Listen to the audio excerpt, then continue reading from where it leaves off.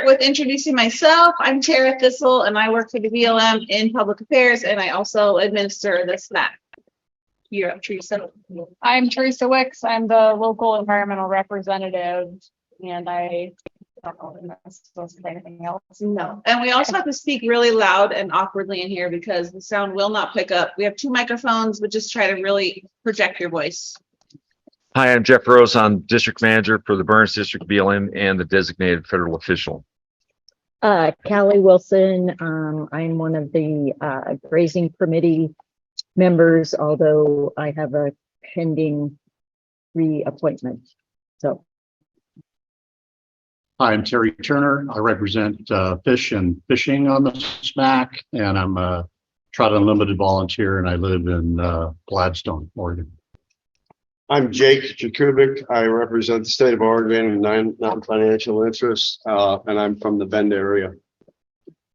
Karen Withrow, state environmental rep from the Klamath Basin. Which Getty Mechanical and Consumption Recreation, live in Bend, Oregon.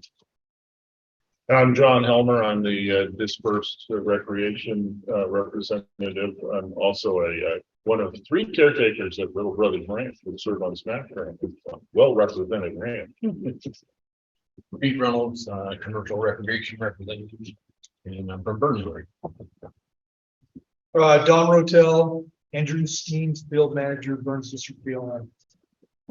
I'm Mike Fox. I represent the private landowner interests, and I live in Frenchglen and Prineville, Oregon. How about you guys in the audience? Dean?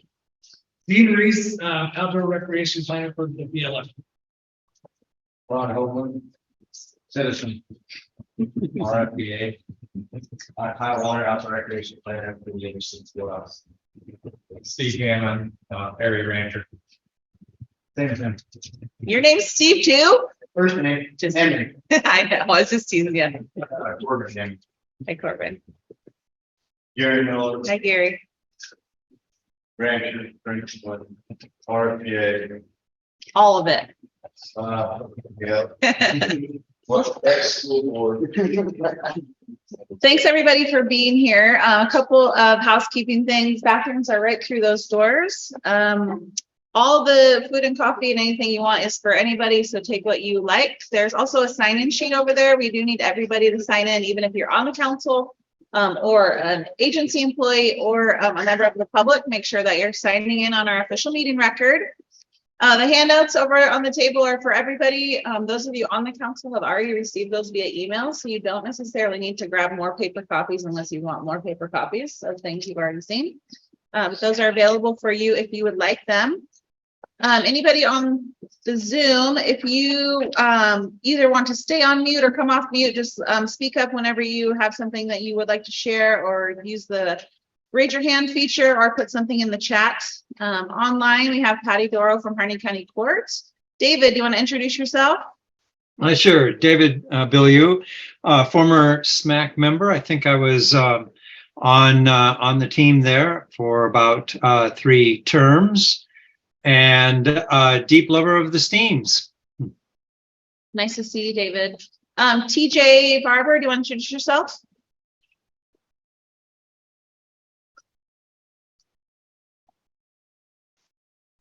All right, maybe we'll come back to that. He's on mute. Yep. All right, so a couple other things from me before we recap yesterday's field trip. Update on our SMAC nominations and vacancies. Currently, we have 8 members that have active terms. Callie's term expired in May along with Leon's, and Leon is not going to reapply, but we do have applications in vetting with our headquarters and the White House. Those have been there since November. And we have no news on the process of when those will be cleared or denied or appointed or not. So that's where we're at right now. The national call for nominations for our vacant positions that don't have applicants will be open in October. And so the only position that does not have an applicant in vetting will be the grazing permittee 2, which is a position Fred Otley was in. So when that opens in October, we'll be looking for a second grazing permittee to apply. Are there any questions about the current status of the SMAC? Vacancies and such? No, even I am tired of hearing me on this topic. I also know that it looks to me like we have 2 people who have 6 months or less. So if there are no actions coming quickly, we'll be down to only six members of SMAC. So, and then, for those who don't know, we need 9 to have a quorum. And this is a chronic problem for SMAC. I've kept a chart, and it's been 2017 we had a quorum, and then we had a quorum last February. That's our track record there. So that makes it really hard. And I won't go on and on, except to say I think the hardest part is not that it's a technicality, but that we have voices absent from SMAC when we have open positions. For a very long time, we've had no environmental reps at all. And if we don't have any environmental reps, that's a big loss. If we didn't have any landowners, that's a big loss. So it's not a technicality, it's a big deal to me. But anyway, so enough speech making. Like I said, I'm tired of hearing myself on this topic, but it's tough. We need our positions filled. We need action. We agree with that. I know. Preaching to the choir. Yes. I also forgot to mention there's water in this cooler over here up front if you guys want some cold water throughout the day. Any questions about logistics? Anything else before we jump in? Okay, reviewing our agenda, we're going to go over the field trip this morning. I'll let you guys speak up and talk about what we did yesterday and any thoughts or things you want to add to our conversations from yesterday. Then we'll have our designated federal official update along with our field manager's report. Kyle's here from Recreation Program to give us a little bit of an update and talk a little bit more about our things that we looked at yesterday. Then we're going to talk about Bridge Creek, and we'll pause for public comments. And then we'll take a little bit of time to talk about the Steen Act. John's going to lead a discussion about SMAC's work on reasonable use, and also a couple of other things, SMAC strategic planning, and some initiatives that the group has started in the past. We'll have an opportunity for council member round robin, and then we'll close out with planning our next session. So remember, if we have other things we want to add and we can fit them into our agenda, we're sure welcome to do that. So make sure you speak up if there's other things that we didn't cover or you need more information on. That sound good so far? Any changes? You guys okay with that? Okay. So for our field trip yesterday, the first place we went to was Page Springs Campground, and we talked about a few things there. We also went to Burnt Car Road, and we went to the Penland area where we're hoping to develop some family and equestrian camping. So I'm going to open it up to you guys, and whoever wants to jump in and take the lead on recapping yesterday, that's going to be up to you guys. Any volunteers in tribute? I always have something to say. I know you're looking, you're nodding. I am. Yeah. Appreciate that. He is. Yeah, no awkward silence. I thought it was a good tour. There's a lot of good sort of foundational issues. I'm not going to try to recap the whole tour, but a couple of things that stick out in my mind anyway. I certainly learned some new things about the fish where, and it seemed much more compelling and like something that needs to happen, and also like the funding might be there to remove that. So I was excited to see that. I thought the discussion at Burnt Car was unusually good in terms of the scope. We talked quite a bit about travel management plan and the continuing challenge of roads and all the surrounding issues, but then also about dispersed camping and how that works on the Steen. So that was really good. And then, to me, going to Penland was great, but it was more or less kind of what we did a few years ago when we said this ought to be something we work on. So that was my kind of flyover essentially. I do have a motion about Penland. When we stood there at Penland, we said we should say something here today. So I'm glad to do that, you know, at this part of the agenda or under recreation, but I think we need to make a positive statement about our support for Penland at some point. Anybody else? Yeah, I just want to add the fishery discussion was great. Good to see some actual design and testing work going on in the sediment. And it looks like that's a great path forward. I'll be happy to report that in the Fish Passage Task Force next week when I'm there. And so I know Dave Banks is your ODFW connection to that project, but from a fish migration perspective, in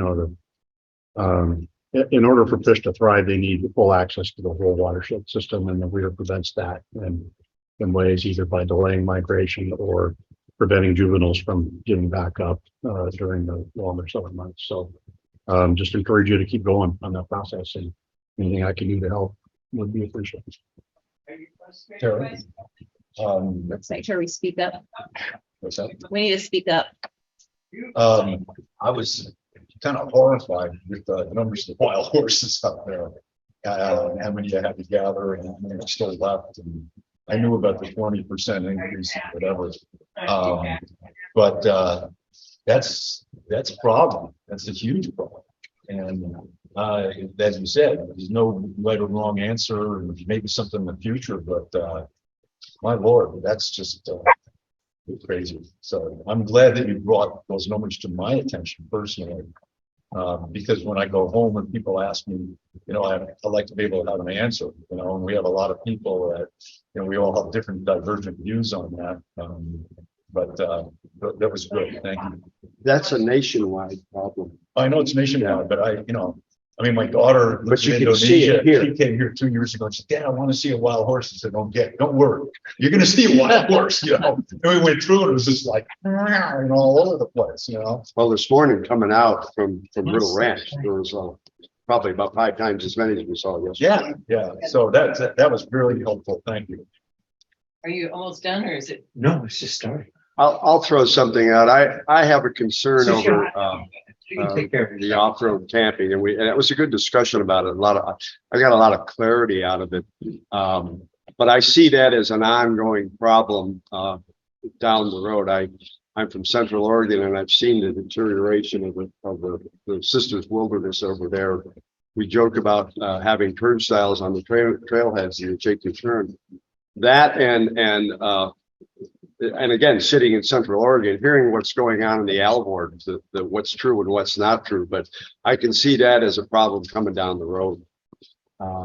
At Riddle Ranch, I saw probably 20 of those bikers come in on one event, and that was a different group than but then you see on TV with the Sturgis rally. But that's a growing phenomenon, I guess, that's happening over in the Crane area. They talked in terms of 400 to 700 people at that event, and they zoomed into Riddle Ranch, took a look, and went back out. They're all very polite and nice, but I can see that growing down the road. It was Riddle Ranch was a destination resort for 10 minutes. As a new member, actually going to the places and discussing the issues was huge. To understand what the issues are, the different management categories with the various classifications of already wilderness and not quite wilderness, but or considering wilderness or whatever, and just understanding those various distinctions.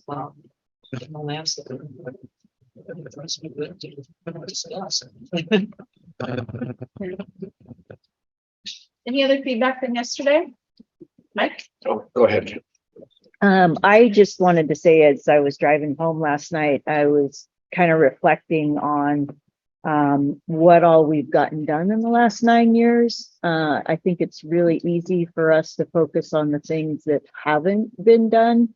Those big things. We still have in holdings. We still don't have a quorum. But then again, we had 7 or 8 projects, I think it was, and I can't list them off the top of my head, And we're now looking at Penland, which was one of the last ones that needed to be addressed. So I just want to encourage and put that out there, that just because we haven't done some of the things, there's been a lot that's been done, and BLM, I mean, all of it, it's been a lot of hard work, and with the pandemic and the number of people coming down here, that just complicated everything. So thank you. I think that's a really good point. I was thinking that about the vault toilets out there. It's easy to forget that that wasn't always the case, that we had those. That's a significant achievement for the brand.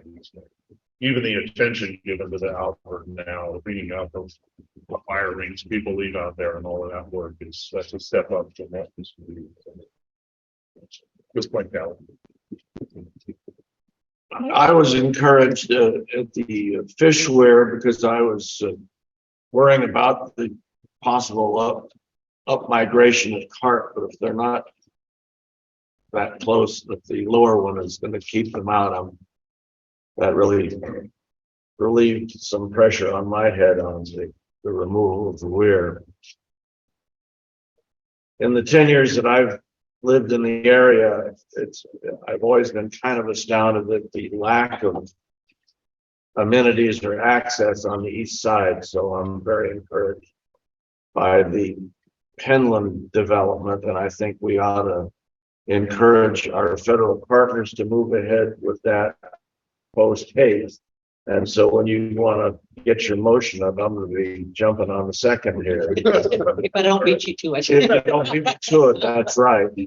I am kind of disappointed in that because of various and sundry things, you're going to have to park on the road or someplace to get up Pike Creek. You know, a lot of, not all of us in this world are 32-year-old REI daily shoppers. If I look at the current membership of the SMAC here, my guess is that everybody is someplace either north or south of 60, and a number of us are unfortunately septuagenarians, and really, quite frankly, having to walk an extra mile over the desert in order to hike up into Steen's Mountain is kind of a pain in the neck, especially when your knees aren't as operating as well as they could. So I would like to see work on better access to get up into the hills from the east side. I think that's critical. Everybody in the world can drive up to the top and look over and say ooh and ah, but to actually get into it, it's pretty challenging. So I would like to work on that. On the horse issue, I think we have to do whatever we can to get the horse AUMs down into the realm of reasonableness. I think that if anything, I think we almost ought to advocate for some changes in the horse management laws, so that this is going to be heresy to some, but I don't think that shipping them off to some corral in Wyoming is exactly the right way for a horse to live either. And I think maybe there has to be some other management option that is probably unpalatable to a large segment of the public in order to deal with it. They are useful in terms of, from a firefighting perspective, they are useful in terms of helping manage the fine fuels issue. But we have to also make sure that the AUMs that they're eating don't infringe on the AUMs that rightly belong to ranchers who have their cattle on the same areas, and that's something that I think we really have to talk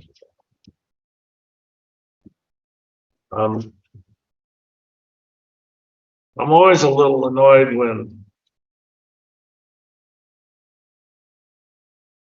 we lose as a septuagenarian, I'm a little annoyed that when we lose access, like the secondary road that got closed down on Burnt Car for various and sundry reasons that some tripwire that the federal government accidentally broke that caused a lawsuit that caused something draconian to happen.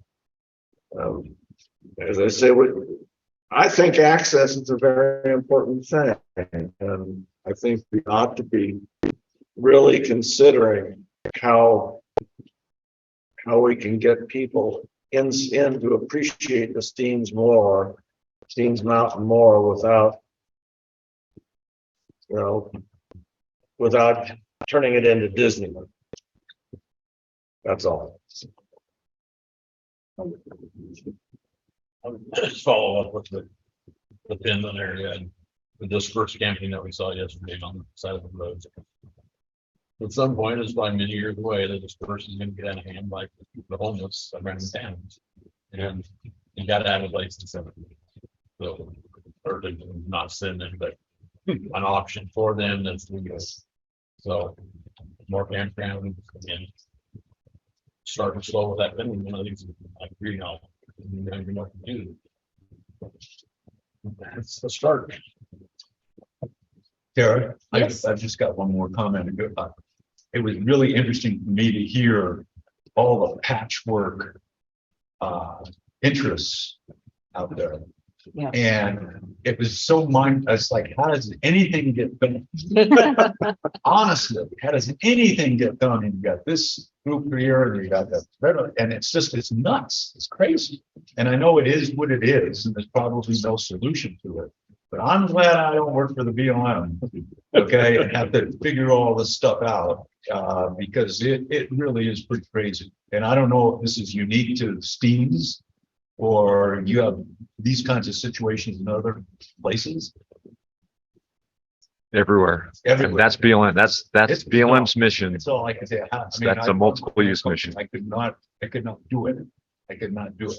So, my hat's off to you to kind of negotiate through all this crap. But it's really, to me, it's sad because it just means inertia. Well, keep in mind, we're only looking at a piece of the Department of the Interior. Right, there's other kinds of public lands and other kinds. I mean, you can take the big snapshot, it's incredibly complex. Yeah, but at least we don't have mining and oil extraction to deal with. Yeah. Heat some more stuff in. Let's go. John, I wanted to offer something. I'm wondering if maybe we might be missing an opportunity, or maybe Jeff and Don have. I'm sure they have different opinions about this, but we have a lot of people that drive out here to look at the horses. And I just wonder if the other areas of the country, if the public sees that problem as much as sees the horses as much as people do here. This is kind of a destination resort for horse owners. I know people in Bend that love to come over here and take pictures. And maybe there's an opportunity to spread the word somehow. And I know you don't want to put kiosks up with here's our problem and so on and so forth, but information pieces that this is a nationwide problem. You can help or do or whatever, or maybe we don't want the public involved with it, but it's a scenic attraction for the people that like horses and are nearby. I'm a horse owner from Bend, and the whole Willamette Valley that would love to come over here and see. And are they really aware of the problem? And could we capitalize on that somehow? I don't know. Without a lot of boxes with handouts in it, which I know you guys love.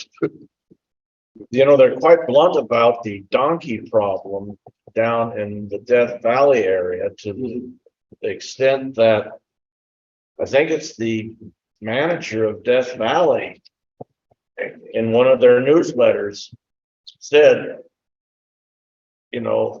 it was a cartoon, there goes the neighborhood, a couple of Death Valley bighorn sheep commenting about the encroachment of the donkeys. And of course, there's far less forage in the Death Valley area for for critters than there is up here, and there's precious little up here. So, I mean, if you're having somebody like the manager of Death Valley say, we got a problem, then people are starting to pick that up, I think. The problem, I think, with my solution or what I'm suggesting is there's no solution to it because I see both sides of what do we do with the damn horses? Does anybody have anything else from the field trip? Want me to do that motion? Or wait, do it part of Are it? you gonna talk about Penland at all? You want to say something? Let's do it then. I think Teresa? Yeah, I'm ready. Well, I wanted to say something similar to what Kelly had said about, like, I appreciate the opportunity to hear more about how you all are both meeting the increased pressure on Steens from people dispersed camping and whatnot, like how you're trying to meet that and get ahead of it at the same time. Because I think it's easy living out here. I talk to a lot of people who have been visiting here for a long time and are all so concerned about that. And to the public, it's not always clear that there are actions being taken to like address some of the issues around dispersed camping. So I think it was nice to hear some of the like part of that conversation. I feel like for me, it just gave me more talking points to be able to talk to the public more about what is happening to try to address some of those issues. And so I was really grateful for that opportunity. And I was excited to hear about some of the alternatives people are exploring around birth control for wild horses, because it's just something that I feel like that part of the conversation is something that I personally have been really interested in for a long time, but it's like not something people talk about a lot. And so like, even if it's not something that is easy or feasible in the immediate timeline, just hearing where people are in those conversations, I think was really years. Yeah. Thank you. Yeah. All right. So the next item on our agenda is our designated federal official update. So I'll let Jeff start with that, and then we can go over to Don. So I just have a couple things. You guys heard most of what I know yesterday. Wild horses is one thing to remember, I think, is perspective. And what looks like a real problem to us looks like a success to other people, especially if you've been in Nevada and Utah and Wyoming. If you, we're talking about hundreds of horses and they're talking about thousands of horses, and those impacts. So when they come and look at what we have, sometimes it looks pretty good. I remember when I worked at the experiment station, we had a field trip and we had some folks from Tunisia come over, and we're standing talking about range management and doing things. And we're standing in the middle of this cheatgrass field, and we're talking about how bad this is and, you know, what management issues they are.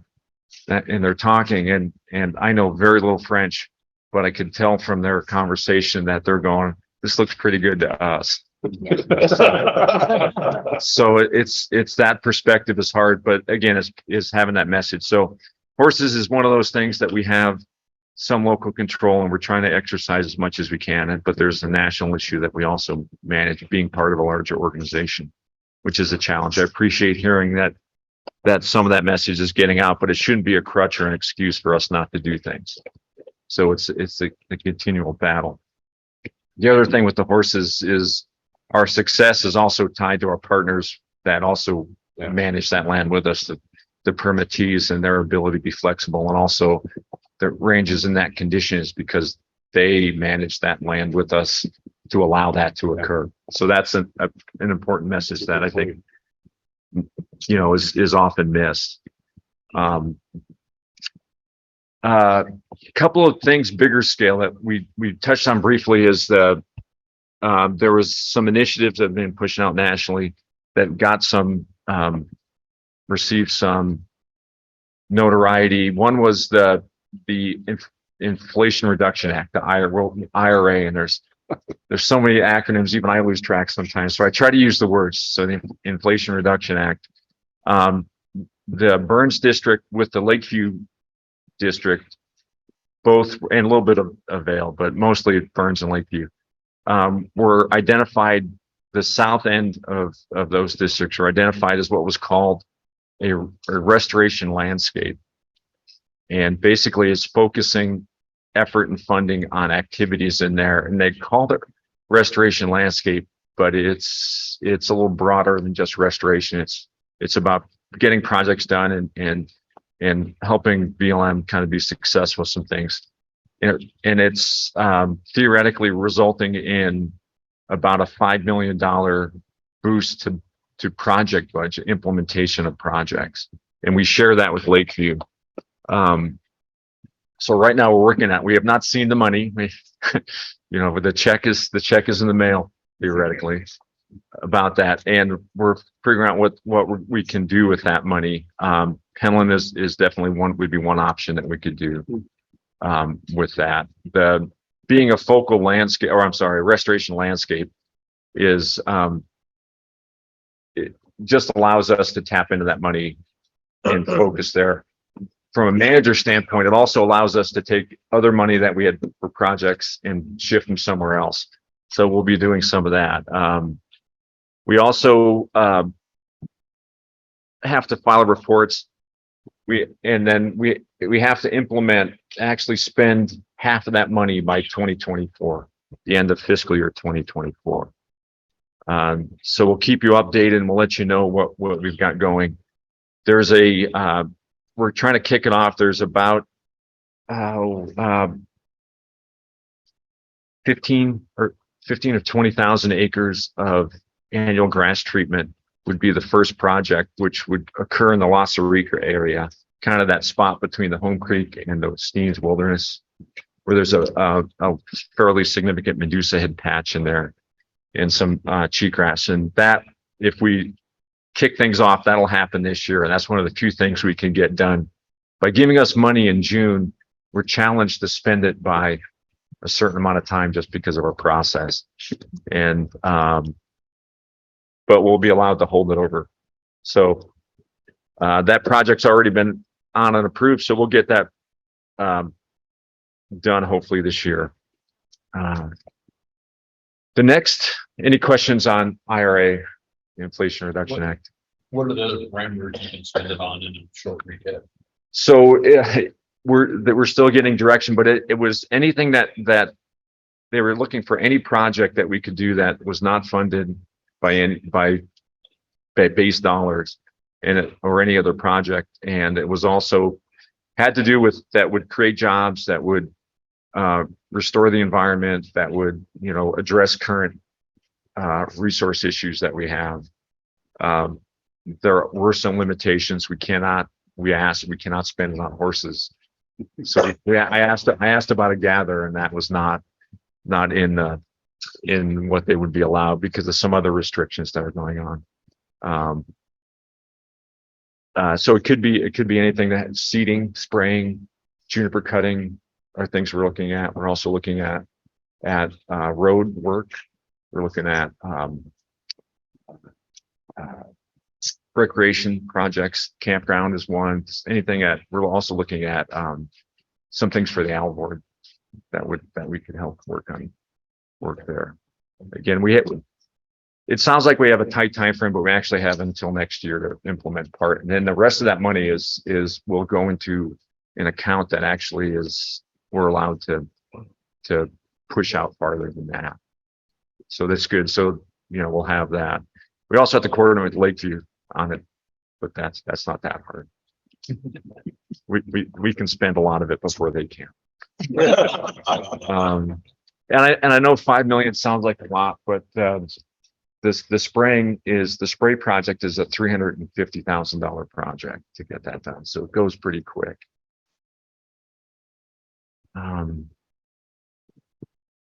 Is it gonna be spraying and then reseeding? So that in that area, the work we look at, there's enough native perennials in that location that we feel like we won't need to. There's like a 2-year lag. The imazapic is the herbicide we're using, and its function is a germination inhibitor. So if you spray that and then seed into it, it's bound for heartbreak. So you have to kind of give it a few years to kind of dissipate and then go in. We're kind of playing right now with the 1 and 2 year lags to see which is successful. Okay. The other one is the proposed public land rule. And this is one that establishes a framework for healthy landscapes, abundant wildlife habitat, clean water balance, and it's been in the press a lot. I'm sure you've all seen that. We're still looking at it. We've made some comments to it. It has a number of different parts to it. If you have questions, we can kind of get you directed. There's not a lot I can answer that right now. Is this the proposal to add conservation to the BLM's charge? I think that we really need to look at that. So it was in the Federal Register. It's open for comment until the 20th of June. Oh, shoot. But I have seen a number of requests for extensions on it. Don, how many comments have they received? Oh, we had an update when I was at Grand Junction off the former BLM headquarters, and she said they had 70,000 comments in county. And so I would agree. I would think we extend. Possible. And it's not I'm trying to dodge anything. It's just in light of time. What I would do if you ask me questions, I read from talking points, which to me is not that useful. Is things I would look at is the conservation easement. Is they would introduce what they call the conservation easement, and the rules. A lot of the comments we had are about how to apply that, because it's not specific on how it's applied and how it relates to other things. It also does some changes in how we evaluate land, which may not be as big a change for us, because what it does is it right now when we do grazing permit renewals is we do what we call land health standards on the land. And what it does is also says that for any action, we will do a land health standard. Well, we already do land health standards here, so it in some ways it doesn't change much, but it just adds it to, we'd have to do more of them for different activities.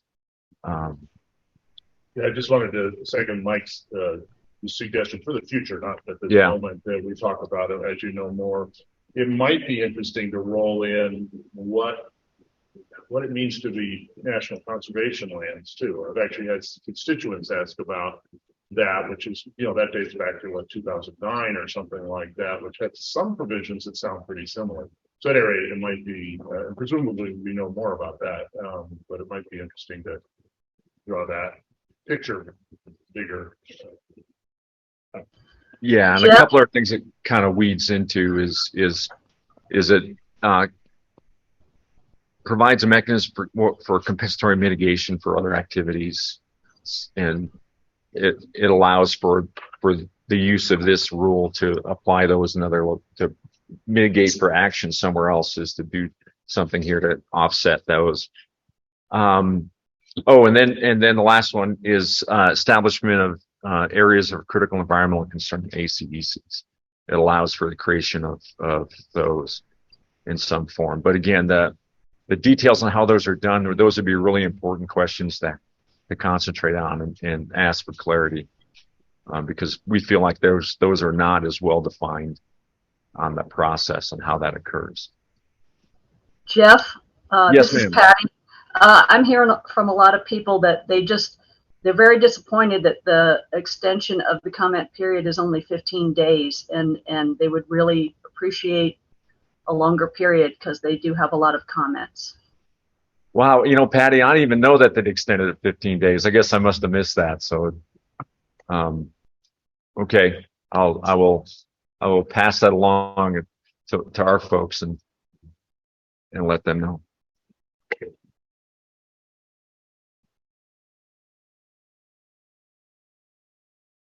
That's all I had for right now, I guess, unless Don, did you have anything? As far as the conservation rule? No, just any other updates from. Yeah, I got a few updates. So, I think, in our field office, we're pretty much divided into a natural resources and range group, and then our rec really programs are managed on the other side of the organization by Mexico. But so Ranger Steens, this year we were able to, we have a decision in place for the outboard allotment management plan. It was appealed by Wildlands Defense. There was a stay request that came with that appeal. The stay request was denied by OHA. And they've appealed the denial of the stay request, and now that's going to another administrative court which I know. So that's where that's at. We got that decision signed now. We've stay request is denied. We are going to definitely implement elements of AMP. We're not going to sit back and wait for the results of for it all to play out through court. We also have the Man Lake Carlson Creek renewals, which I think those allotments touch or adjacent or in the CMPA. Those were also appealed also by Wildlands Defense, but we are also moving ahead with those. Those they had stay requests that was denied. Bridge Creek EIS, we're still on track for a draft EIS to be released hopefully this year. I'm thinking at the end of this summer. Right now we're looking into holds in that. With a new planning environmental coordinator. I also think with that, I think I'll talk about some HR things happening in the field office. So currently, in the field office, I have the planning environmental coordinator. It's going to be transitioned there from AFM. It's going to be Autumn Told Jackson. She has decided she wants to focus on NEPA, environmental planning, and step away from doing the supervision of the range program, which a lot of people think that's an interesting choice, but I think honestly we have a pretty good skill set for that, so that would go well. So behind that, we've made a tentative offer to another range specialist that will fill behind her. He's currently a BLM employee in Miles City, Montana. He's tentatively accepted, so we're starting the onboarding process there. The second AFM that's vacant is the Recognizability AFM. That's Vice Mandy Crew. We're aware of her. She transferred to the Forest Service. Filling in behind her currently is Kyle Warner in an acting assignment. But that was flown when we did the range AFM, and there is we did not make a selection for that. So that would be fine. Other than that, we hired an additional rec maintenance worker, Ronald Darnell. He's been onboarded. He's started work, so we have more capacity for rec maintenance, which can be important. A lot of work going on this summer. A lot of work every year, but there's just more and more for those guys to keep up with. Other than that, we have a travel management recreation planner on our TO. That has not been flown yet. The intent of that is for that person to be the main point of contact, managing the inventory evaluation contracts, possibly managing another contract for NEPA and planning of it. I think the inventory goes well. So that I think that'll be an important position within our organization's travel management planning. Also, we have a vacant range rider position. The range rider, I'm finding, is going to be a key position because that position is what the person that's responsible for maintaining the fence around our no livestock grazing area wilderness. Those that don't know, our wilderness in Steen is one of the only no livestock grazing area wildernesses in the federal wilderness system, the federal system. So maintaining that fence at high elevation is a constant job. We're attempting to do some things with a contract. Kyle had an agreement with a woman with a packer from the Forest Service that came and helped us with the Sabino Ridge. And we've had some help from fire and other sources, but that position has been vacant for a while now. And filling that, you have to find the right person. Obviously, we have a non-standard position description that was classified for us for that. So it's going to be, we're going to have to find the right person. And then I already mentioned the second rec, the recreation realism that we're focusing on. So On the recreation side of things, we talked a lot about issues at Alvin and Playa. They continue to take a lot of time. We have the two dumpsters in place down there. Looking at use, looking at large events being planned there. A lot of communication with the landowners on bringing issues forward that we're looking into. We did install a new traffic counter on the Hot Springs Road that accesses the north end of the Playa. Got the traffic counter there, so we should start to get a better handle on use of the Playa with that in place. The loop road is on schedule for opening, fairly normal. Jeff and I were talking, I don't think it's going to be pushed back by the above average snowfall at all. So that should be happening pretty much on schedule, fully open, early to mid-July. Hey, Don, I heard a comment from one of the maintenance folks that there's going to need to be work done on the road itself. Is that a normal thing, or is that, oh, Yeah, we do a lot of fair amount of work on that every year. oh, okay. Yeah. I thought the way he expressed it, I thought that was an add-on for this year. No. And then lastly, I would say is that, we've been waiting, Nature's Advocate Project, over access issue.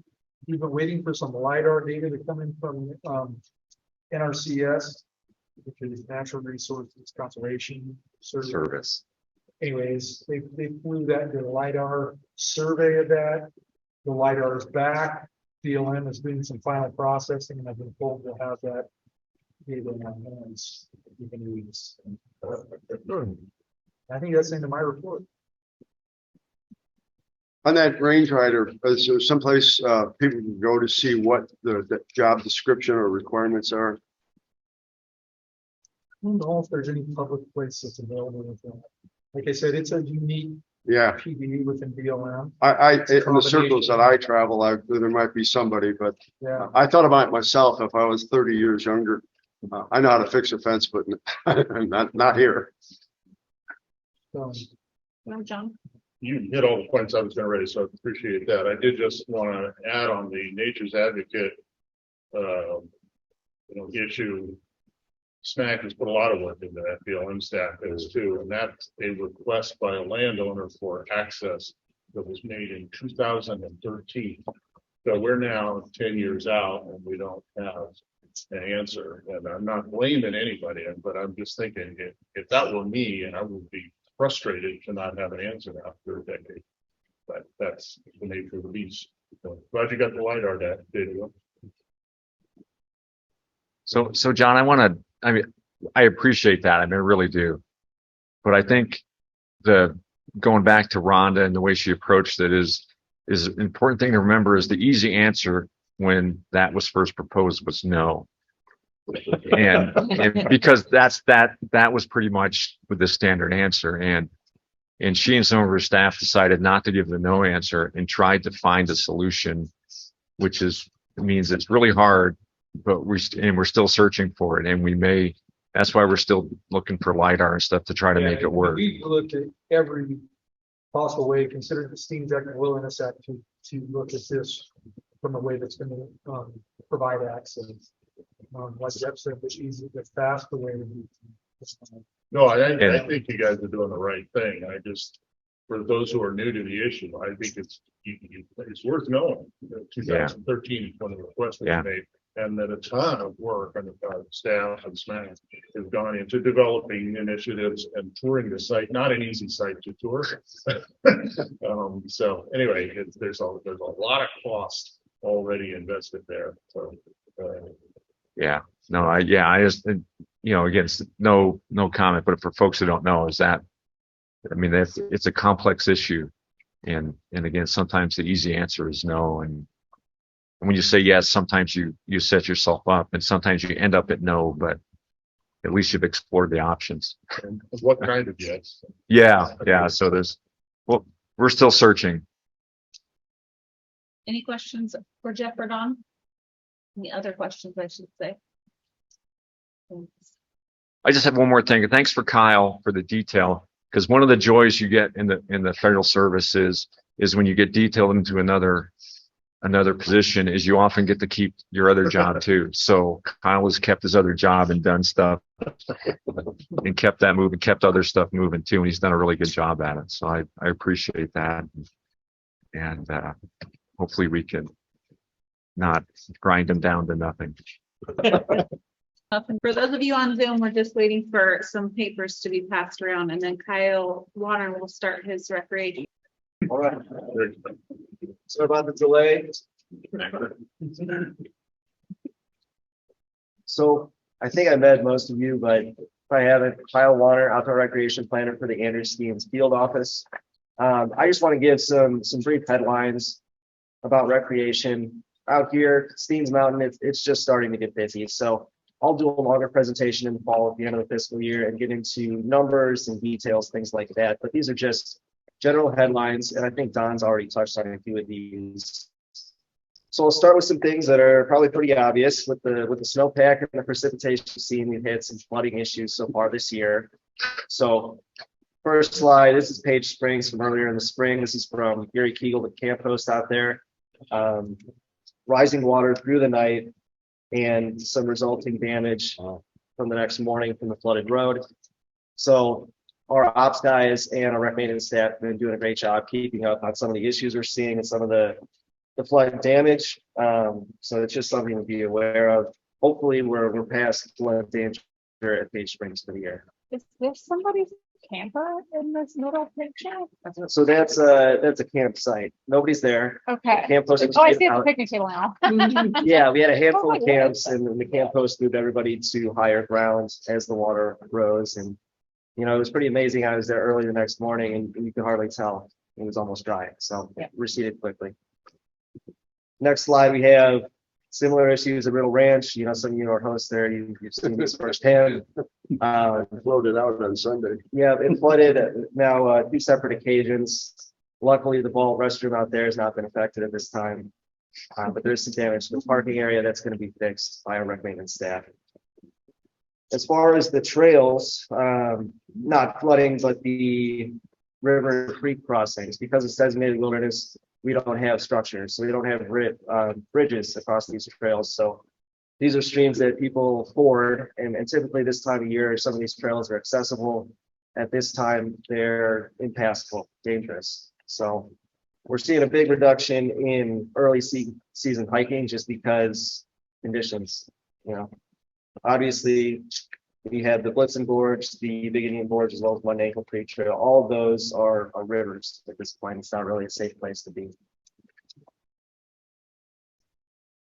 Some of the positives with all the precipitation, we have had some reservoirs refill. So Chickahominy and Man Lake have both been dry for some time. They are both holding water. Man Lake, probably not enough to establish a fishery at this time, but they have stocked Chickahominy. So that's going to become a busier site again. Outside of the purview of the SMAC, but just something to be aware of, kind of some positive out of the additional precipitation. As far as the loop road, the ops guys have been doing great work. They were able to open the bottom gate on the south side May 18th. Typically that gate's open May 15th. So pretty much on normal schedule there, which is pretty impressive considering a lot of the erosion and damage from all the precipitation. So they're doing great work. Just recently, we opened the next gate on the south side on the 14th. So it allows access all the way up to Big Indian Overlook. And as far as the north side, they are finishing up today, and on their way out this afternoon, they're going to be opening that bottom gate at Page Springs, so people can get up to Jackman Park. And they're still hoping by that July 4th holiday to have full routes accessible. We went up to Big Indian Overlook yesterday after the tour, and it was great to see a lot of road work even on that piece. Get it open. So thank you for that. Yeah. And on a related note, I want to give a big thanks to Tara, who had a really brilliant idea to get the loop road status on ODOT's trip check. That's probably the #1 question we received. We have a front desk person, they forward calls to the recreation program too. People being able to check that information for themselves online rather than answering the same question over and over again, that saves a lot of time. it allows us to focus on, maybe more in-depth questions. So awesome idea. Thanks for that. I have a question about that. Yes, ma'am. When the gate is open today at Yes. Page Springs, this dotted line will just get shorter on Trip Check? Yeah. Is that, whoa. Yeah. That's pretty cool. Yeah. It'll just look like the normal road. Yeah, wild. And now. We got one phone line freed up now. Kind of, we're still getting a lot of people that call and they'll say, I'm on Trip Check right now. And they can see that it's closed and they want us to be able to say, we're gonna open it on August 2nd at 9:20 p.m. So they're still looking for a little bit more specifics, but hopefully when they get used to this, they'll understand how it works. I'll just talk briefly about travel management. Don already mentioned that that's kind of an ongoing thing. This will be the third iteration for the Steen's travel management plan. So we have a third-party contractor, ARS. They are continuing inventory work, which they started last year. They're going to be coming out next week and continuing the route inventory the summer and the fall of this year. As soon as they finish inventory, they're going to move along to the analysis phase. And then from there, the meat of the project would be actually developing the plan, the scoping, and all of that. We were lucky enough to get a fair amount of federal highways funding, and I submitted that to assist with the development of the NEPA. So that's ongoing. There's no hard timeline at this point, but progress is being made, and they're being very careful about capturing a huge amount of information.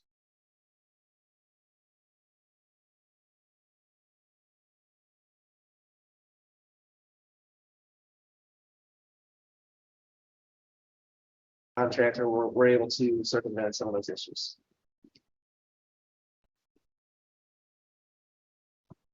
Moving on, Don also talked a little bit about the NLGA fence, the no livestock graze area. We've been hard at work keeping that up, making sure it is up in time for turnout dates. Most of that so far has been on the south side. Obviously, there's still snowdrift issues on the north side, but I have a few photos of some of the work that's been done out there. We are lucky enough to have a cooperative agreement with the Forest Service, and we had Katie Bartzokis, who was actually the former range rider out here. She now works with the Forest Service, has her own mule team. She came up from California and went through the Sabio Ridge fence and a lot of work up there. So we're really appreciative of that. That's going to be an ongoing project as things are more accessible on the north side. We're keep going with that. Other work that's just starting now. John, I think you met our youth crew, which started this week. We have 6 weeks of youth and young adult trail crews coming out this year. So we're pretty excited about that. Hoping to get a lot of trail maintenance done. So far, they've done some work around Chickahominy and Moon Reservoir, kind of getting those campgrounds spruced up. We moved them to Real Ranch this week. They've been working on the Levi Brinkley Memorial Trail. That's one of our most popular routes. With all the precipitation this year, it's gotten very overgrown very quickly. So they're reestablishing that trail tread. And should be done with that this week. And from there, we're going to move them to Page Springs to work on the Wilderness Nature Trail and Woodson River Trail. Those are, again, two of our busiest trails. So we're excited to have those maintained for everybody. And then this fall, as it's safer to get into the gorges, we're going to have some crews out there doing some maintenance in those areas as well.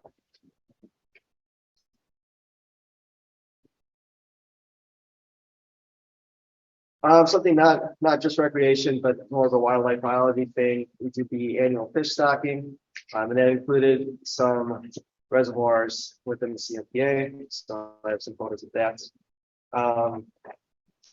We talked yesterday at the field trip at Page Springs. Our new fee structure went into effect April 1st. So that's the new $16 per night. Obviously, those still with an access pass or golden age pass are eligible for half price. They're paying $8. That's been pretty successful from my perspective. I mean, I haven't received any pushback. It's been a long time coming. So as that goes into effect, we're going to have a lot more revenue available for campground improvement projects. So make these sites nice. There's been some things that have been in the works for many years, and when we have the available funds, we're excited to implement those things. So that's a positive. I also touched on the ROC, which is the credit card processing machine. That was piloted last year at South Steens. It got some use, and we were glad to test it out there, but it really wasn't enough use for it to be cost effective. We moved that to Page Springs, which is by far our busiest campground, where it's been incredibly popular. So not only is that a public convenience, it also saves time and money from us. We don't have to count as much cash, really. So that's a benefit. We want to look at, if that's successful there, maybe expanding those virtual payment options to other campgrounds. What's at South Steens now? Just what it used to be? Just what it used to be. Yep.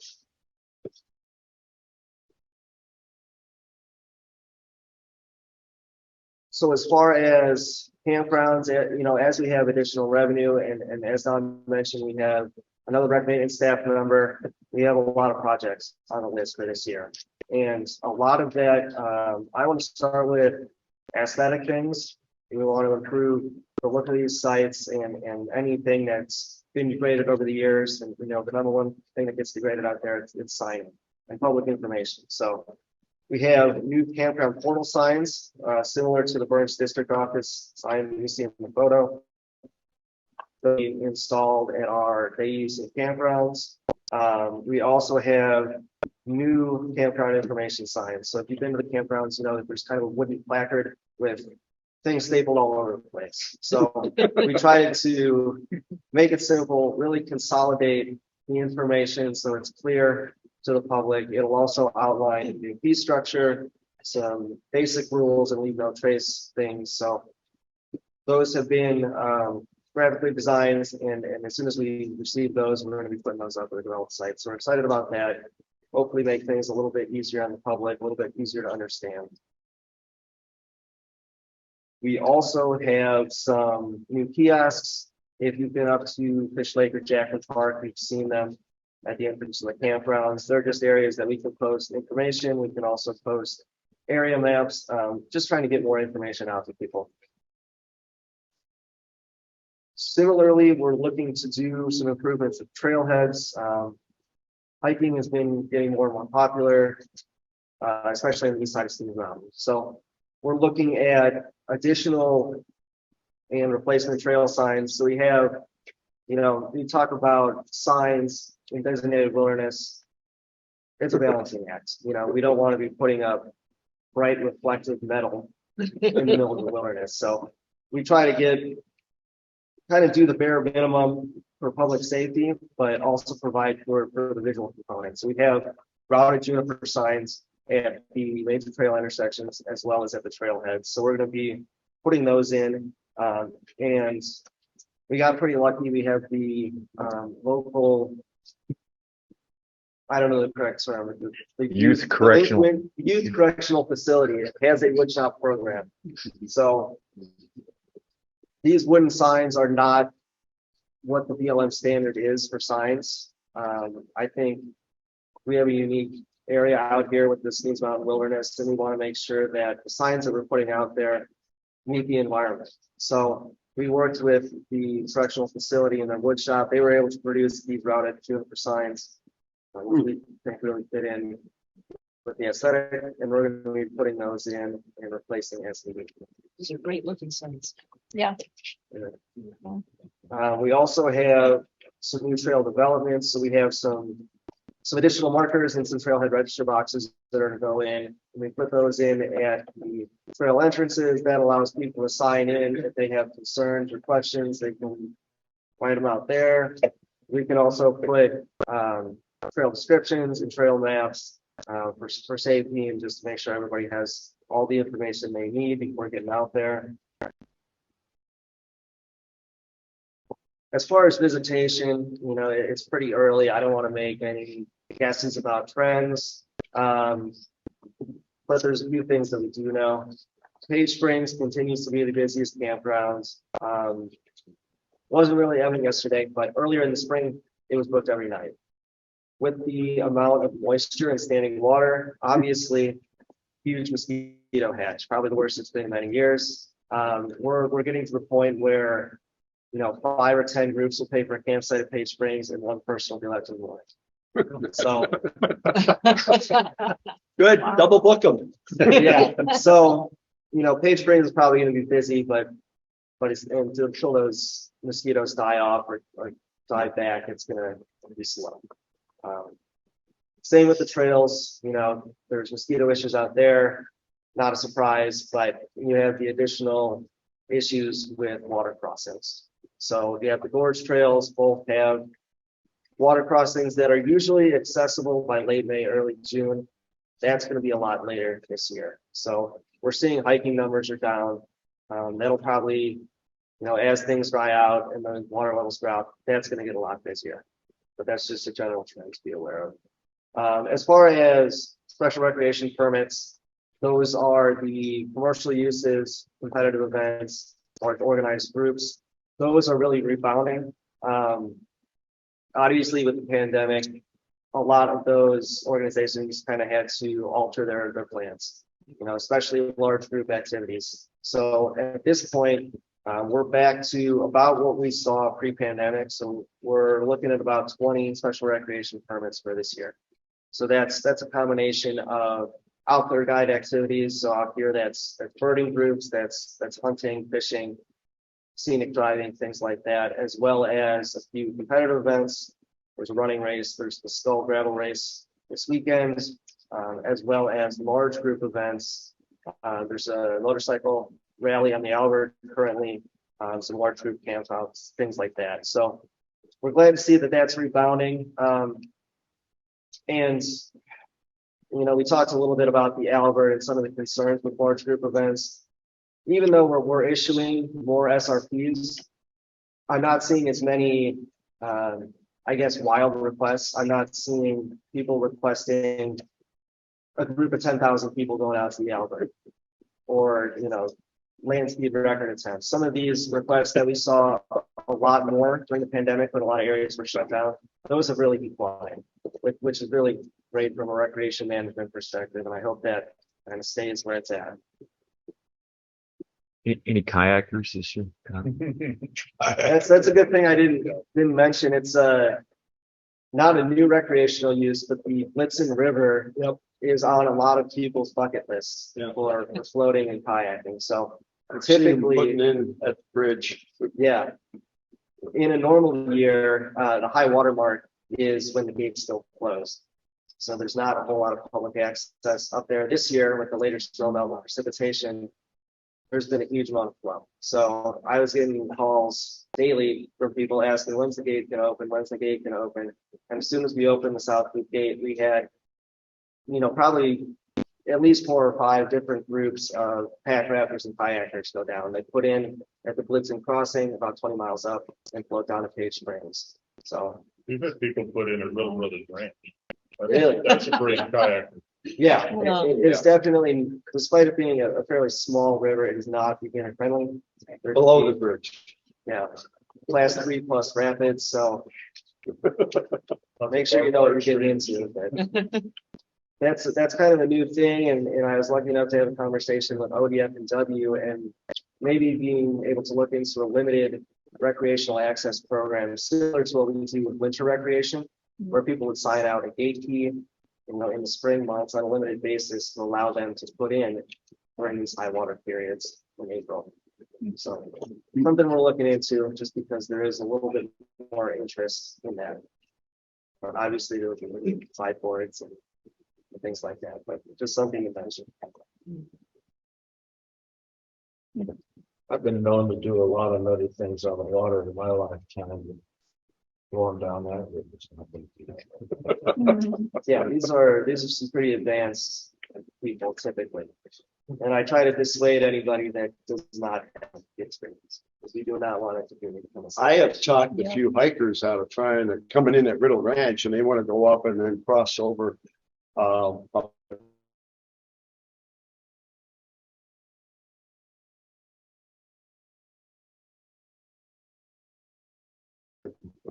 Yeah. I mean, at some point it comes up to personal responsibility. To make their own decisions. As far as other projects that we're planning. Speaking of Riddle Ranch, Fred Riddle Trail is a trail that was put in a few years ago in partnership with some heat crews. There was also the Desert Meadows Trail. So those were somewhat new developments, didn't really get a lot of use. And with the kind of vegetation growth we see in that area, some of them have been obscured. So we were looking at the Fred Riddle Trail, which actually does provide some pretty good access to the Blitzen Gorge, some great connectivity. It really provides the backpacking community distance hikers with a lot more route options. So we're going to be working in conjunction with some of these youth and young adult crews, as well as ONDA. You know, obviously BLM has a pretty complex relationship with ONDA. I'm pretty lucky. I just work with their volunteers. So they came out from far and wide to help us with trail maintenance. They're going to be coming out in the fall. We're going to camp out around the ranch and reestablishing the Fred Riddle Trail. So we're excited about that. I don't know if that's going to be completed this year or not. There's a lot of work that needs to be done, but ongoing projects, it'll really help with hiker access. Speaking of ONDA, in addition to trail maintenance, they're also going to be assisting, continuing with the project to do some WSA monitoring. So they'll go out to the Albert, they'll help with trash cleanup, they'll disperse fire rings, and they'll look at if there's problems that they see from a recreational management perspective that they can get back to me and we can go out there and fix the problem. So we plan for those partnerships.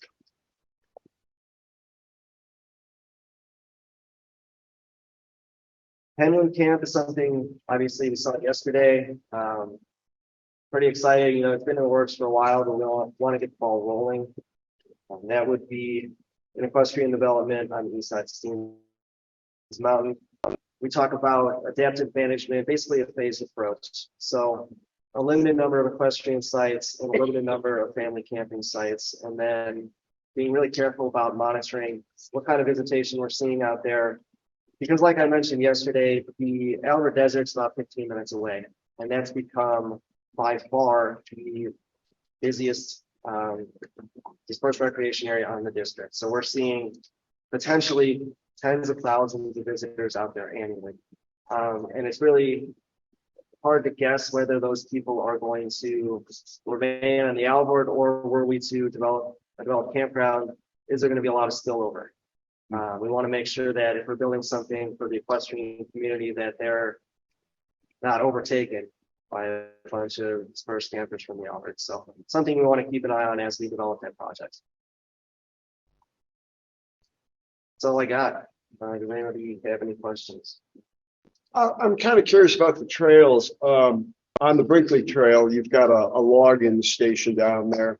You also have a counter on the trail, and I'm curious if how the correlation between people signing those logs and the number of actual bodies that you count. Sure. I do have a trail counter. So we measure visitation a couple ways. We have the very magnetic counters that count vehicles, and we also have infrared counters that shoot a beam across the trail. And as soon as somebody passes through, they're counted. So the data with the infrared counter isn't perfect. It's in that. So if a deer parks itself in front of the counter, it's going to skew that data. But we do have a counter out there. I would say that not everybody signs that on the log. Yeah, I always encourage people. I tell them that's where our money comes from, by signing the logbook. Yeah, I mean, I look at the logbook more for, you know, if there's safety issues or comments about the experience, things that we can change. I try to stick with the road and trail counters for the visitation data. Is there much disparity between the log? Oh, definitely. Yeah. Let's All do right, that. let's do it. Speaking of Penland, Speaking of Finland. So it's such a buildup to this. I feel like I should have written a limerick by now. Once a young man from Finland. I don't know. All right, I'm going to make a motion. I'm making this motion, I just want to say, on part of the members of SMAC who are present, because we cannot say this on SMAC, right? Because we don't have a forum. No, I'm always the guy saying that. But anyway, so here's my motion. Be looking for a second. The members of SMAC here present endorse and encourage the development of a family and equestrian camp at Penland this development is a high priority that should be funded and move forward quickly. Second. Second. So we have a motion and a second. Got a call for a vote, even though we don't have a quorum. Yeah. All in favor? I- Any opposed? He's gonna wait all day for that.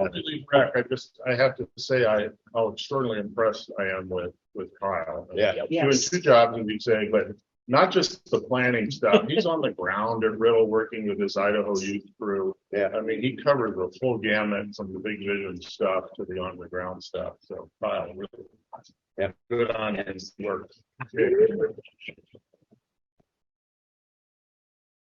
Thanks, Kyle.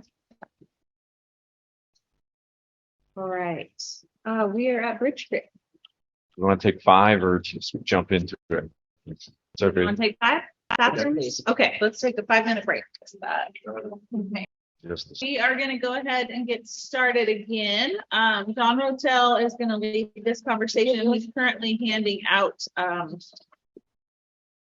slideshow on paper since we don't have any way to view in here. So just make sure you see that. We'll go from there.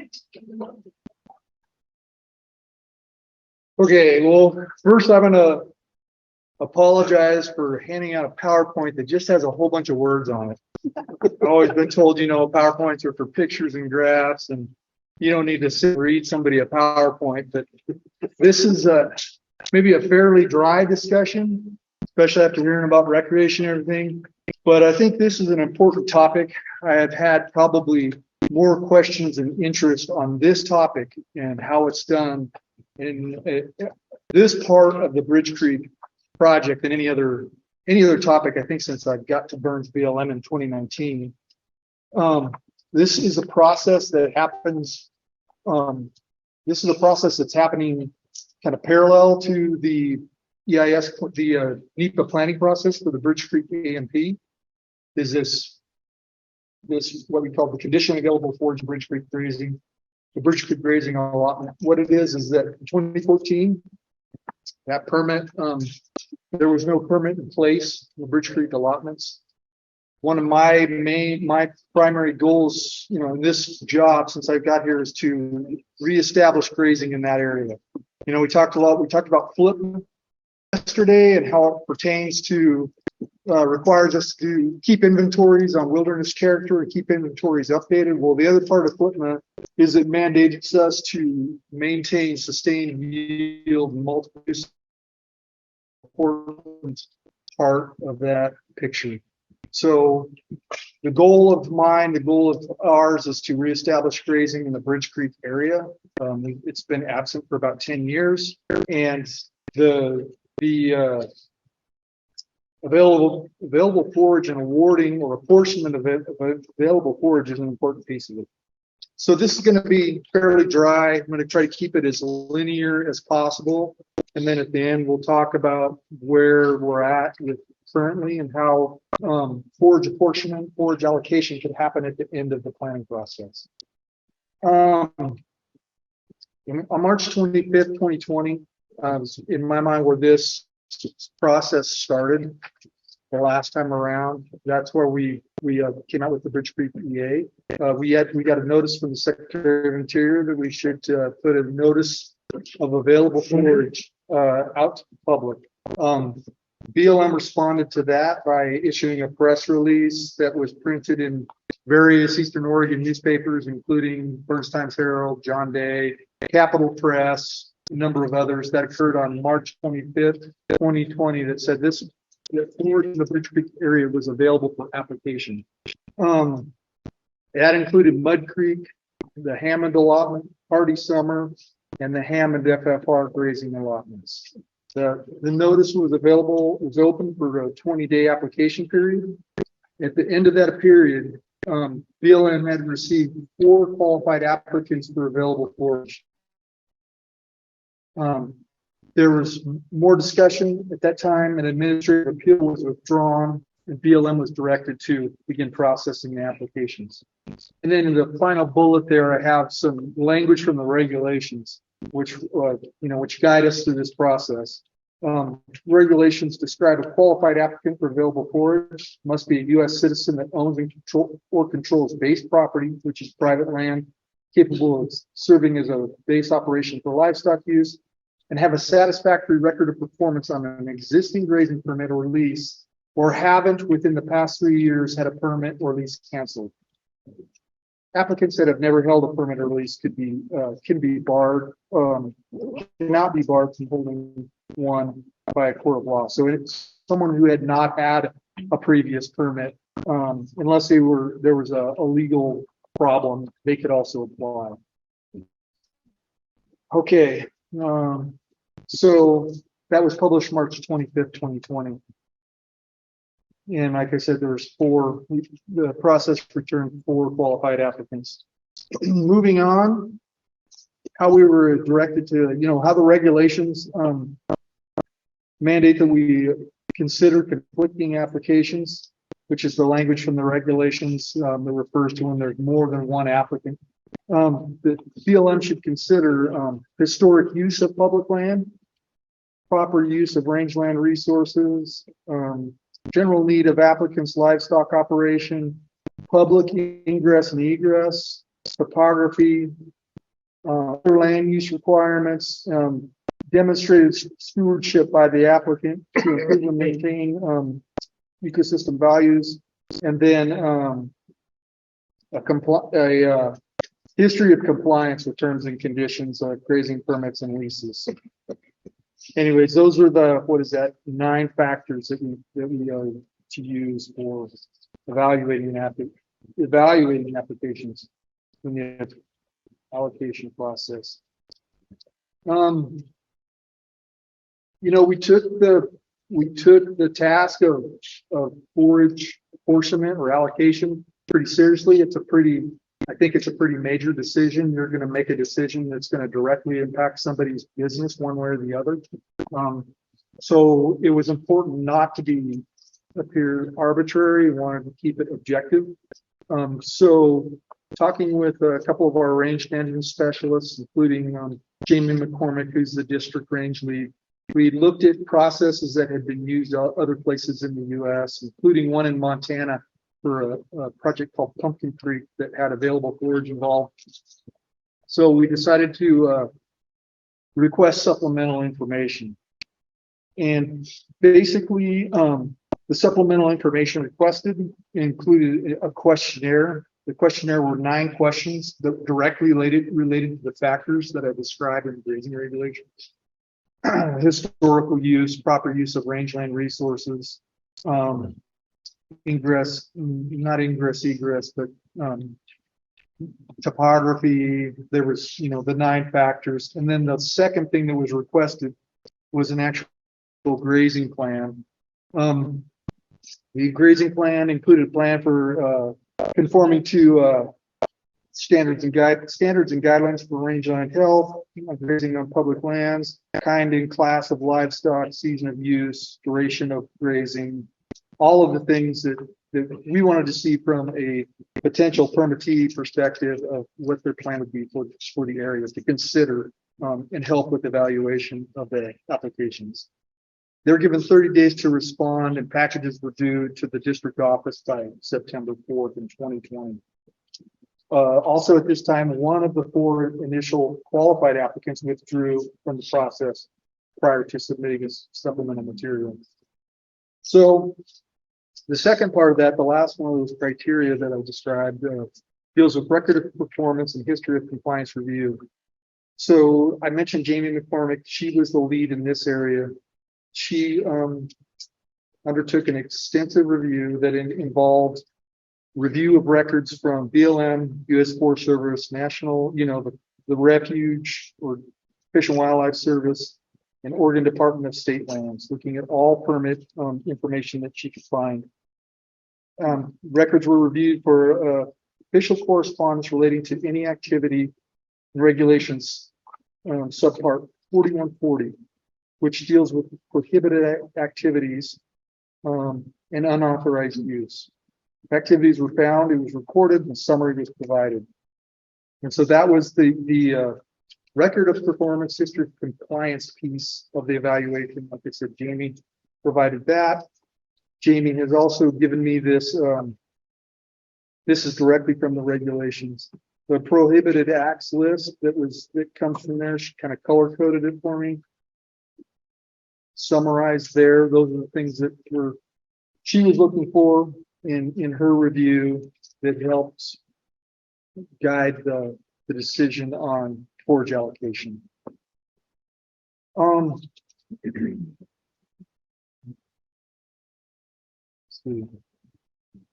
I think this next slide is out of place, so I'm going to skip over that. I'll come back to it. But so the next piece was the actual evaluation of the material we requested.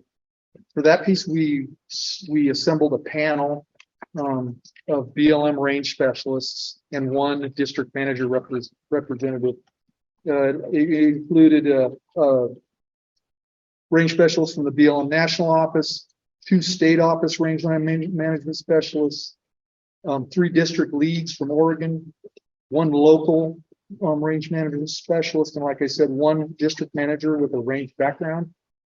And then the BLM review panel returned all the evaluations of supplemental material on 9/18/2020. Another thing I should mention is the applications were really carefully redacted, trying to take out any information that could identify any of the applicants to remove any kind of a bias or perception of bias on those. They only looked at the grazing plans and the responses of questionnaires and evaluated each one. So that was a panel of 9 internal BLM range specialists. And then I kind of got a slide that got moved. But lastly, I wanted to kind of go over, so that kind of brings us up to where we left the process the last time around. The last time around, the forage apportionment occurred in the record of decision on the EA. There was a record of decision that came out, I believe the final decision came out on January 20th of 2021, right at the change of administration, and the new administration withdrew it. And that's where we're at today. In the rescission instructions, we were directed to take a harder look at public involvement, to do more public involvement, which kind of guided us to the EIS path to make sure that we meet that bar, and that we're able to overcome that challenge the next time around. You know, I've had lots of discussions with Jeff and other folks about the need for a durable decision. By durable decision, I mean a decision that's going to withstand challenge, because this decision is going to be litigated, appealed and litigated for sure. So that's why I think it's important from a BLM perspective that the regulations guide the decision. We're within the regulations. We get adequate public involvement, consider everything, and go forward in a well-informed way that meets legal standard. Because, like I said, this will be something that ends up. Public involvement, what does that mean? Well, I would, the first, when we put the EA out, the EA and the proposed decision last time, we had 160 protests, and I'm not sure on the number of comments on the EA. So there's a lot of interest, scrutiny. So we have to receive input from the public at the specified times in the process, consider that input, and so presumably public involvement, anybody from any area, even though they don't own rangeland or raise cattle or whatever. It's federal land management, so any U.S. citizen can come in and can comment or give their input. That must be a lot of fun. So, like I said, like last time we had about 160 protests. Just because there's interest or protests or whatever is not going to stop us from making a decision. We just have to show that we giving people time, giving people consideration. Anyways, so that's where that's at. Butch. Yeah, so, I'm looking at this and saying, okay, you kind of set up a grid. And you basically do the little checkoffs. If somebody did not comply in the past and do whatever. Is that correct? More or less correct. We summarized the Right, results so, of that. so like this would be compliance. basically, you take me as an applicant and you basically score me? Well, we pulled up all the previous records, looked at, the history of compliance. Right, and then do the applicants get a chance to challenge any of that? We did not include that in the process. Okay, so if I'm applying and you came across and said, you did whatever, I don't have a chance to come back and say, hey, wait a minute, there were extenuating circumstances or that's, it's almost like the teacher grading me and I don't have a chance to go back. Wait a minute, hold it, the dog ate my homework. So at the end, at the end of the process, there is an appeal. Yeah. Process that people can at that point appeal that decision. Once we get to that, we're not quite there yet. Yeah, okay, yeah. Also, I think sorry for the disjointed presentation. Last slide of my presentation is next steps, and that's kind of where we're at now. Like I said, we're going to utilize the previous results of the notice that was published in March 25th. And then we're going to separate the decision on forage allocation from the decision on the AMP. And I think that's an important step because, like I said, there's a lot of interest in this and a lot of scrutiny. So people can either protest and appeal the decision for the grazing management plan, the AMP, or they can just appeal the decision on forage allocation, or they could appeal both, but they will be able to. They won't have to appeal the AMP decision if what they really want to appeal is the decision on forage allocation. So I think Mike had a comment. Well, what was the gist of the hundreds of people? So, a rough overview of the gist of the process or the comments that were made, and how many of them were from people other than those that just happen to have an axe to grind. So that's always a challenge that we have. So we look at the comments and are they substantive, meaning are they related to the issues that we're addressing in the document, excuse me. And so if they're not, then we can just say, thank you for your comment and it doesn't apply. And then if it applies to what we're doing, then we'll address those. So, it's also not a vote. It doesn't mean if we have 160 that say the same thing, they don't weigh any more than just one saying the same thing. So that's how. Some are also process related, not the. And I mean, they were like, was that kind of thing without saying yay or nay on the decision, but really what's the process of some of them. So anyways, I know SMAC has had a high interest in Bridge Creek.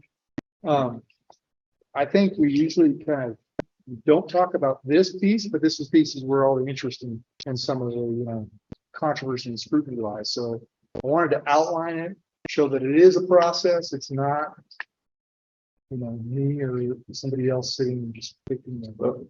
I just keep thinking about, I'm always interested in why things get litigated, and you're taking such a rigorous high bar to this, and you want it to be robust. You want it, was the word you want it to stand up to litigation. But is there any way to answer the question of why we can't avoid litigation through the kind of process you're doing? Is there any chance that we can? You said it's going to be litigated, and I think you're probably right. But if the process is so good, why isn't that preventing litigation? So they can litigate us on two things. They can litigate us on the process, which is usually where is often a hard fail. If we violate process, there's no argument. We're done. And then they can litigate us on the theory of what we're doing, the idea. And that's harder to do. In the The last past, time, oh, in the past, the law has indicated that deference is to be given to the agency in terms of if there's a difference of opinion. And unfortunately, we've seen that eroding over time. So we don't get the, if it just comes down to a difference of opinion, judges have been ruling against the government more often than they have in the past. So that's why we're spending so much time on process, is to make sure that we can just argue the theory, which honestly we're more capable of arguing than the process. Well, then to kind of go back to Bruce's question, Butch's question on, did the applicant have the opportunity to rebut something that was a box that got checked off?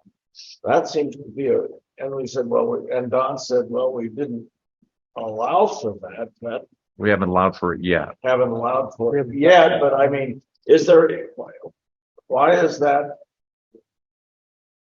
Is that something that you can only be done through a post decision or a post step appeal? Or why do we not have a process where the box gets checked off and the applicant says, hey, wait a minute, guys, this is my supplemental information on that, without having to go through a formal appeal at the end of something? That seems like a real process issue that I'd be kind of wary about. And if you don't want to trip over the process tripwire, you say, well, maybe we should give the applicant a bite at the apple to respond to it. We're dealing within the process that we have. This is the process that we have. Well, is the process that then the question is the process that we have something that strictly follows the guidelines that are set forth in the regulations, or that's the goal? No, wait a minute. Is there something in the regulation that says the applicant cannot respond to this tick on the box I know in other range management situations, at the time of a potential trespass or something, we work with the applicant with that permittee a lot on whether that should be, a willful or non-willful, or should be on the record or not. I mean, at the point in time when something occurs, there is that occurring. But there's no opportunity to not midstream. It's only after we make the decision. Is that something that is prohibited by the regulation? Don't know the answer to that, Mike. We can check on that, but I would. It seems to me as though you're going to go in with a potentially faulty record and an opportunity to be shot in the backside with some scatter shot.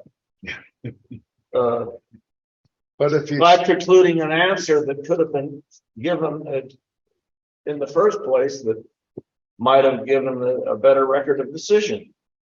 But if you stop midstream all the time, that would really slow the process down. You gotta wait for the final stop appeal. midstream. It just gives the guy an opportunity to say, you said A, I'm going to say A prime.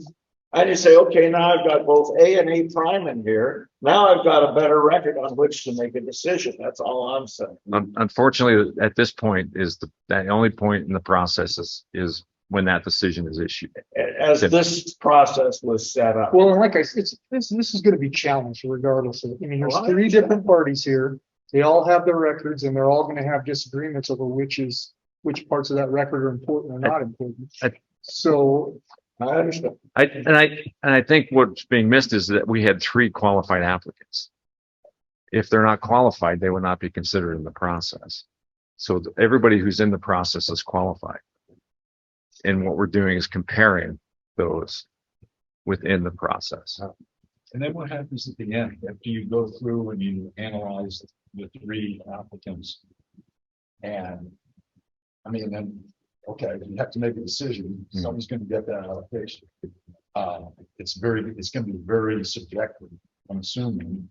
There's no weighting on any of these. It's like, this is 10 points, this is 5 points, so you have a numerical score to at least help you with that. So you're gonna be caught in a really interesting situation. Because you're gonna, and there's gonna be some emotions and all this other stuff. How do you take the emotions and subjectivity as far away from that decision as you can? Follow what I'm saying? By process. So that's by the process that was established, as we tried to bring in folks and redact information to make it as objective as possible. Yeah. But, okay, I just. It's a I mean, challenge. in the end, if you had a numerical score and 100 is the best score, or 100 is horrible, someone's 20, someone's 45. It would still be subjective on parts, but I It'll be don't see subjective, it. at least it's going to an objective. You have multiple. Those would be decisions that are made after the litigation. But then you don't want to avoid.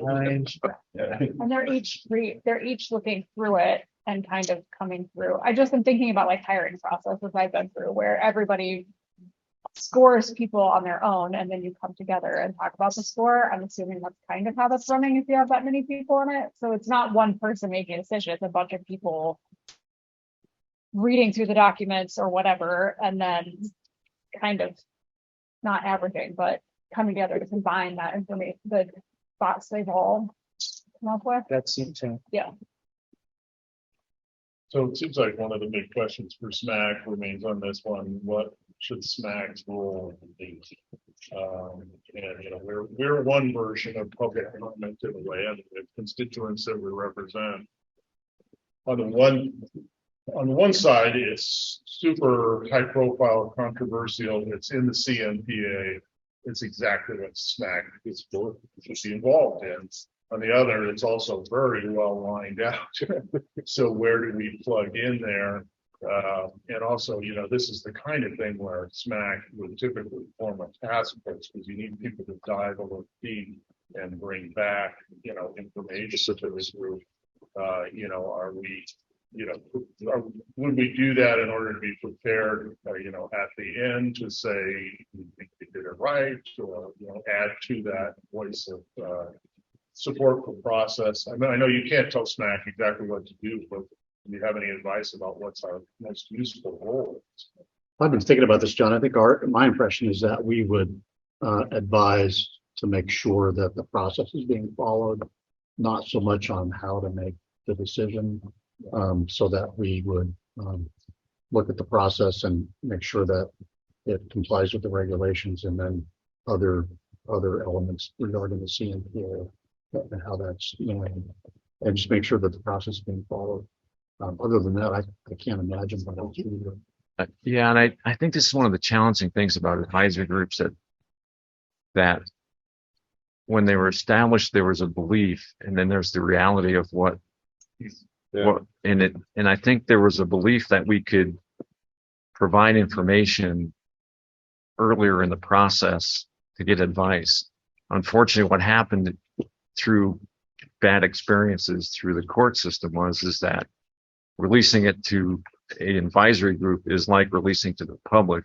So if you release it early, and then it taints the process, and so now we're to the point where you all get the information the same time as the public would get it. So when that point in the process comes for public release of information, is we can present it to you in the detail. Especially with these high profile things.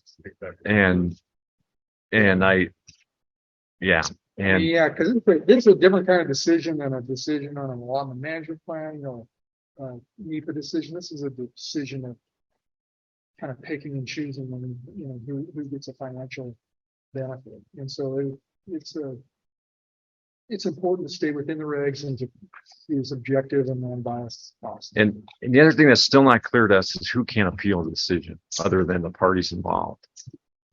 who has standing in that other than the folks that have. Rather than the general public complaining about it. Correct. I mean, they can comment on that in the process, but on the decision, who has the ability to challenge that? We're trying to figure that out. Well, I personally, I think it's important what you're doing now, that you brought it to SMAC, even if SMAC is not a great role for us here right now.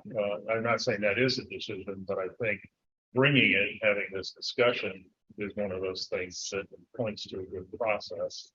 And maybe SMAC can be more useful in that role, but at least that is what Wouldn't our role be to verify that what they're doing is, they're doing their job. We all concur that what they're doing is fair and appropriate and so on and so forth. And it's an endorsement by SMAC to them, or does that seem too biased?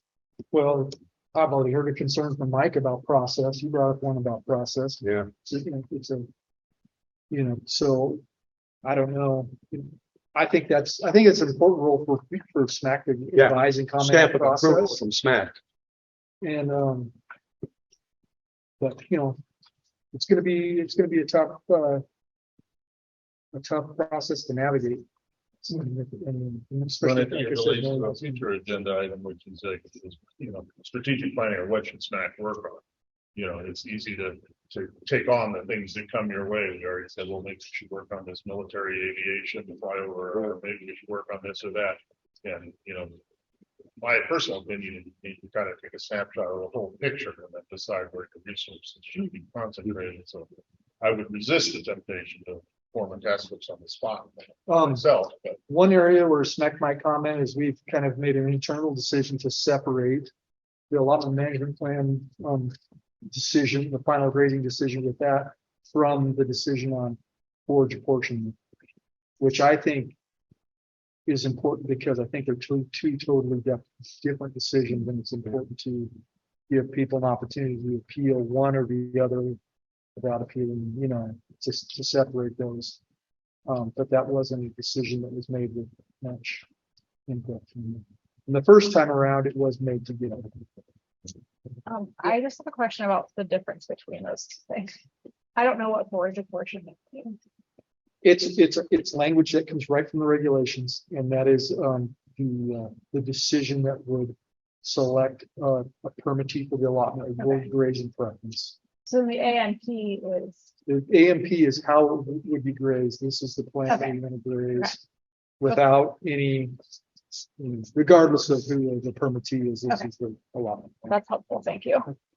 So when we talked last time and you were going over the environmental impact statement and showing potential alternatives, that would fall under the how, is what you're saying. Yeah, that's the how. Okay, and would that be an area more suitable for SMAC to look at on those alternatives for a recommendation?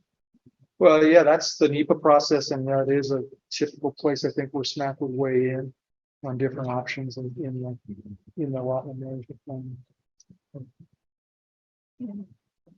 And then there would be a role there for SMAC representatives to consult with their constituencies, environmental feedback or grazing, if they had any grazing positions, build, or landowner, et cetera. Do some of that groundwork and funnel that information into the process.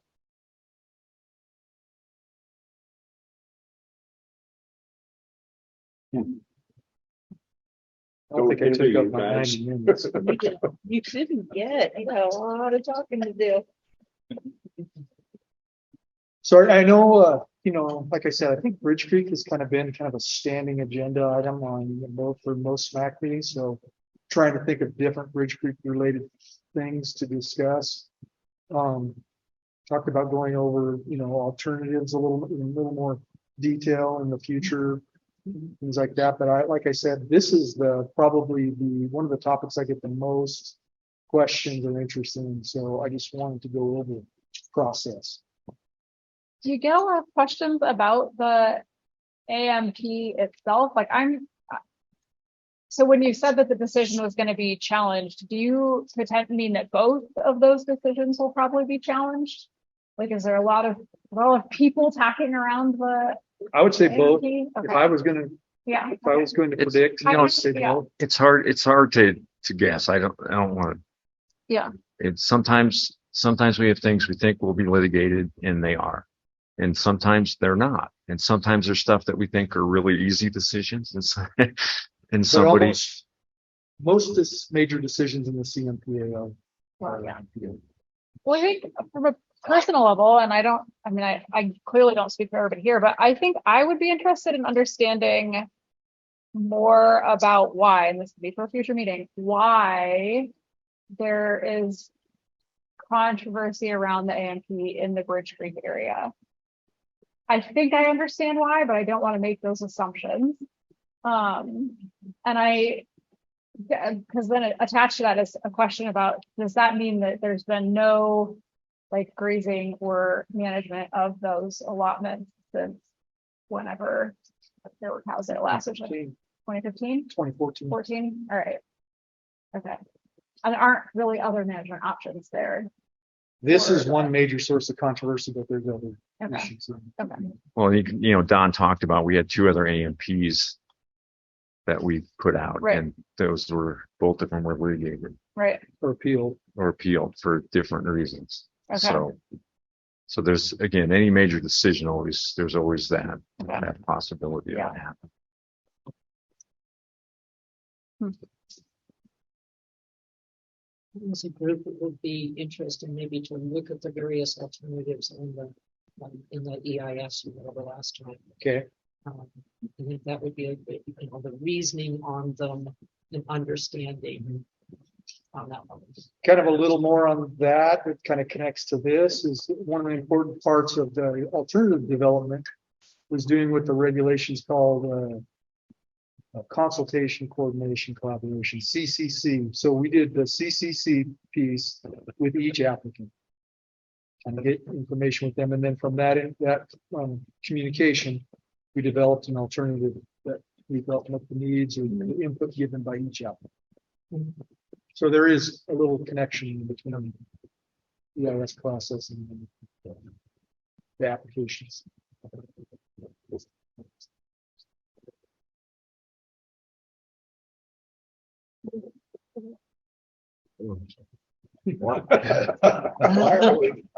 Why are we here with?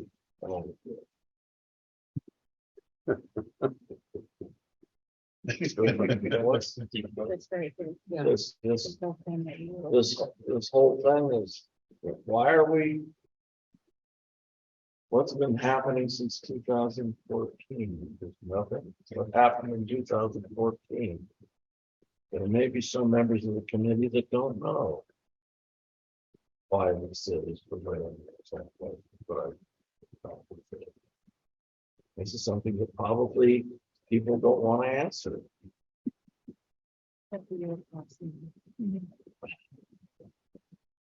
Yeah, I'm getting the look, aren't I? So Micah, there's, yeah, I don't think we're prepared at this time. Yeah, but there are members of there are people who don't live in Frenchglen and they're not familiar with some of the things that are relevant here that I think maybe somebody should talk about. You're talking about the kinds of things that were reported and, rather well. So, Yeah. so I think there's a lot of things that happen, Mike. We're trying to move past that and get this done. We're trying to get this to the finish line and we can rehash lots of things that went on. That's definitely been my priority because I've only been here since 2019.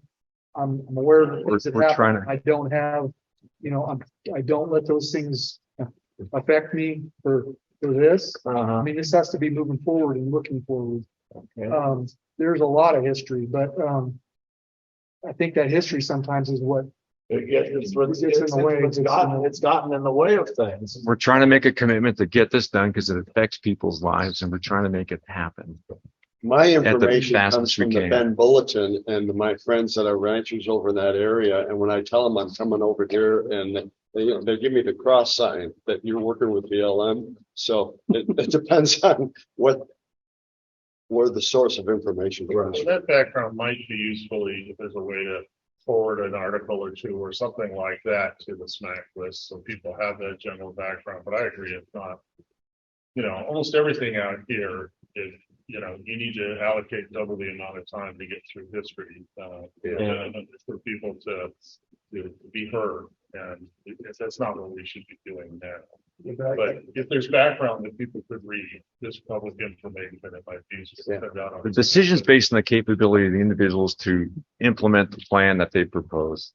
And that's what this is where we about. are now. That's where we are now. Which I think is And the we correct believe, direction. and that's because that's within our authority to make that decision. And also, Mike, you mentioned like what's happened since 2014. One of the things that I think we've learned, through various working with this in various ways, is that whenever we deviate from the regulations, whenever we try to do something that could be a shortcut, is where we end up on shaky ground. And I guess my concept is we're not making any decision on any of this stuff.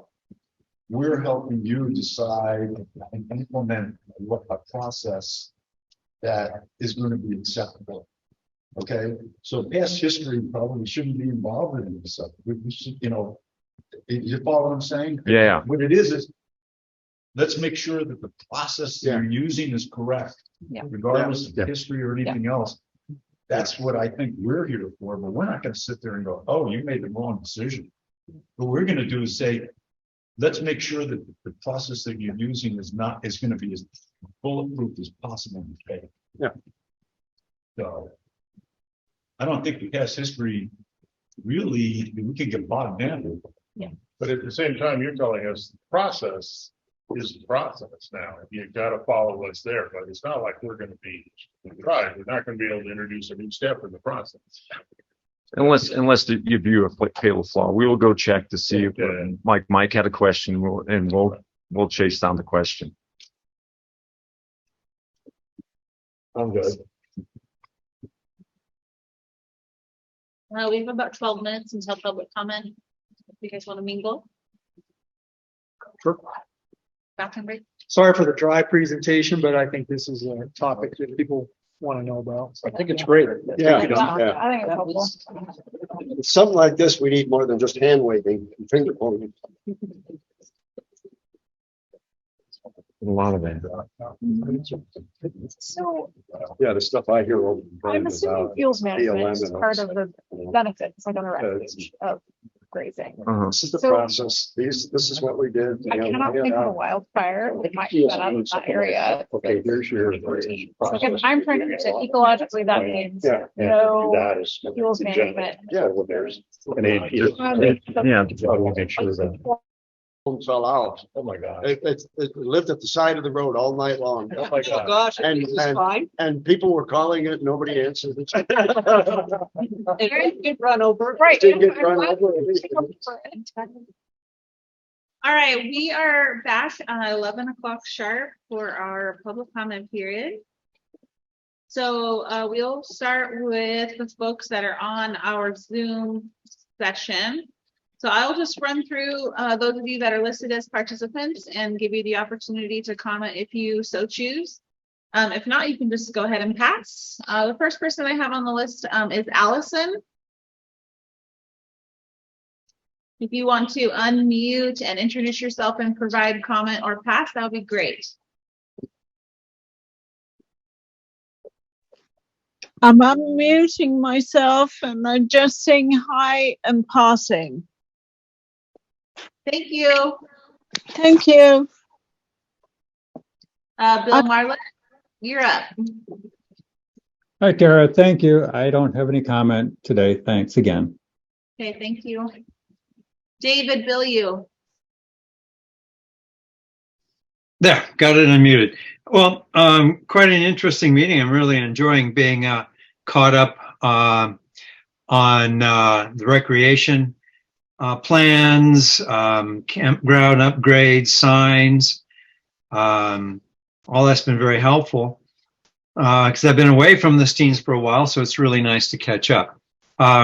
Is there a quorum at this meeting? We do not have a quorum at this meeting. We have 8 people. 8 people, yeah.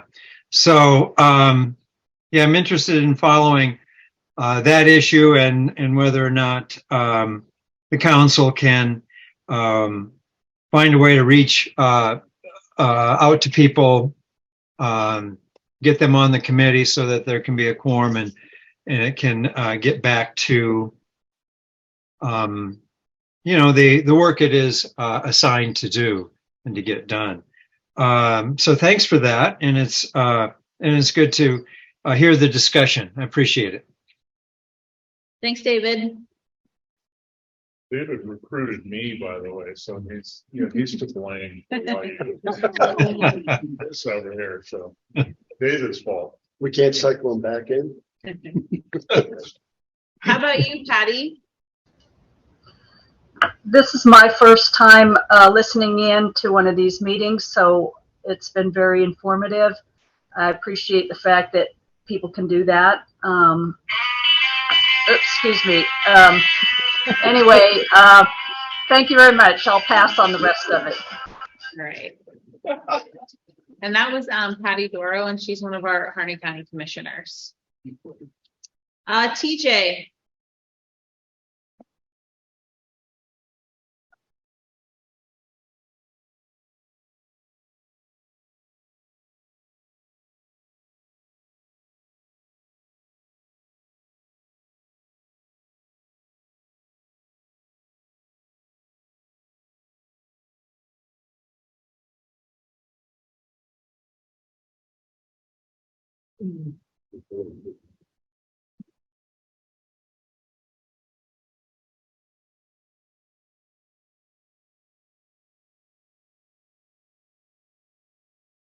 Who do I send the parent others to? Thanks, TJ. Good suggestion. Let's see. And then we also have someone else online named Bill. But my computer shows you're connecting to audio, so I don't know if you have audio capability or not. Yeah, that's also my account. This is Bill Marlette, so I've got two accounts. Okay. Sorry for the confusion. Welcome 2 times. Does this bill have a comment? Yeah, does your doppelganger have a comment? All right, we will circle around the room. You guys in the back can just come on up one by one at your leisure if you're interested in commenting. Rod, you want to go first? Nothing? Okay. Gary? I have a lot of comments. Let's get up. I'm ready. Gary, I'd like you to comment on the horse issue, how you see area horse management issue. Well, let's not do that. We're going to do that. We get it, too. Yeah. Go over there? Yeah. You could stay there. You can stand right. You can stand right there. No, the horse issue is a big issue, they're not native, obviously, and that's how we survived for the first several years, and my family came in when cattle, just because they could travel so far from water, and then of course everybody did their work with horses, and then of course at that time machinery came, so the horses started getting turned out, and that's in these herd management areas, that's a problem. When you start running that many horses and destroying the ground. Actually, one of the questions I might have I know you talked about the Medusa head up here. Is that in a HMA? If I got this put together right, the majority of the major Medusa head problems is in HMA. And why does it take us 20 years to circle these problems back to try to fix them? Our land managers, they got science, they should be able to do this stuff quicker than even on this permit process.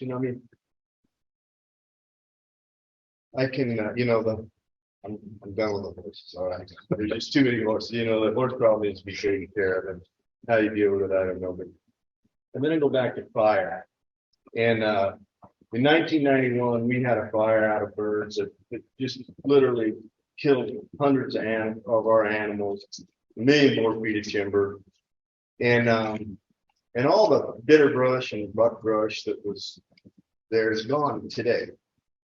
Okay, you go back 15 years from 91. What happened? They took the last horse permit in Harney County away from Baker. They reduced our AUMs by 30%. So they created all this fuel to save the bitter brush. What happened? We lost it all.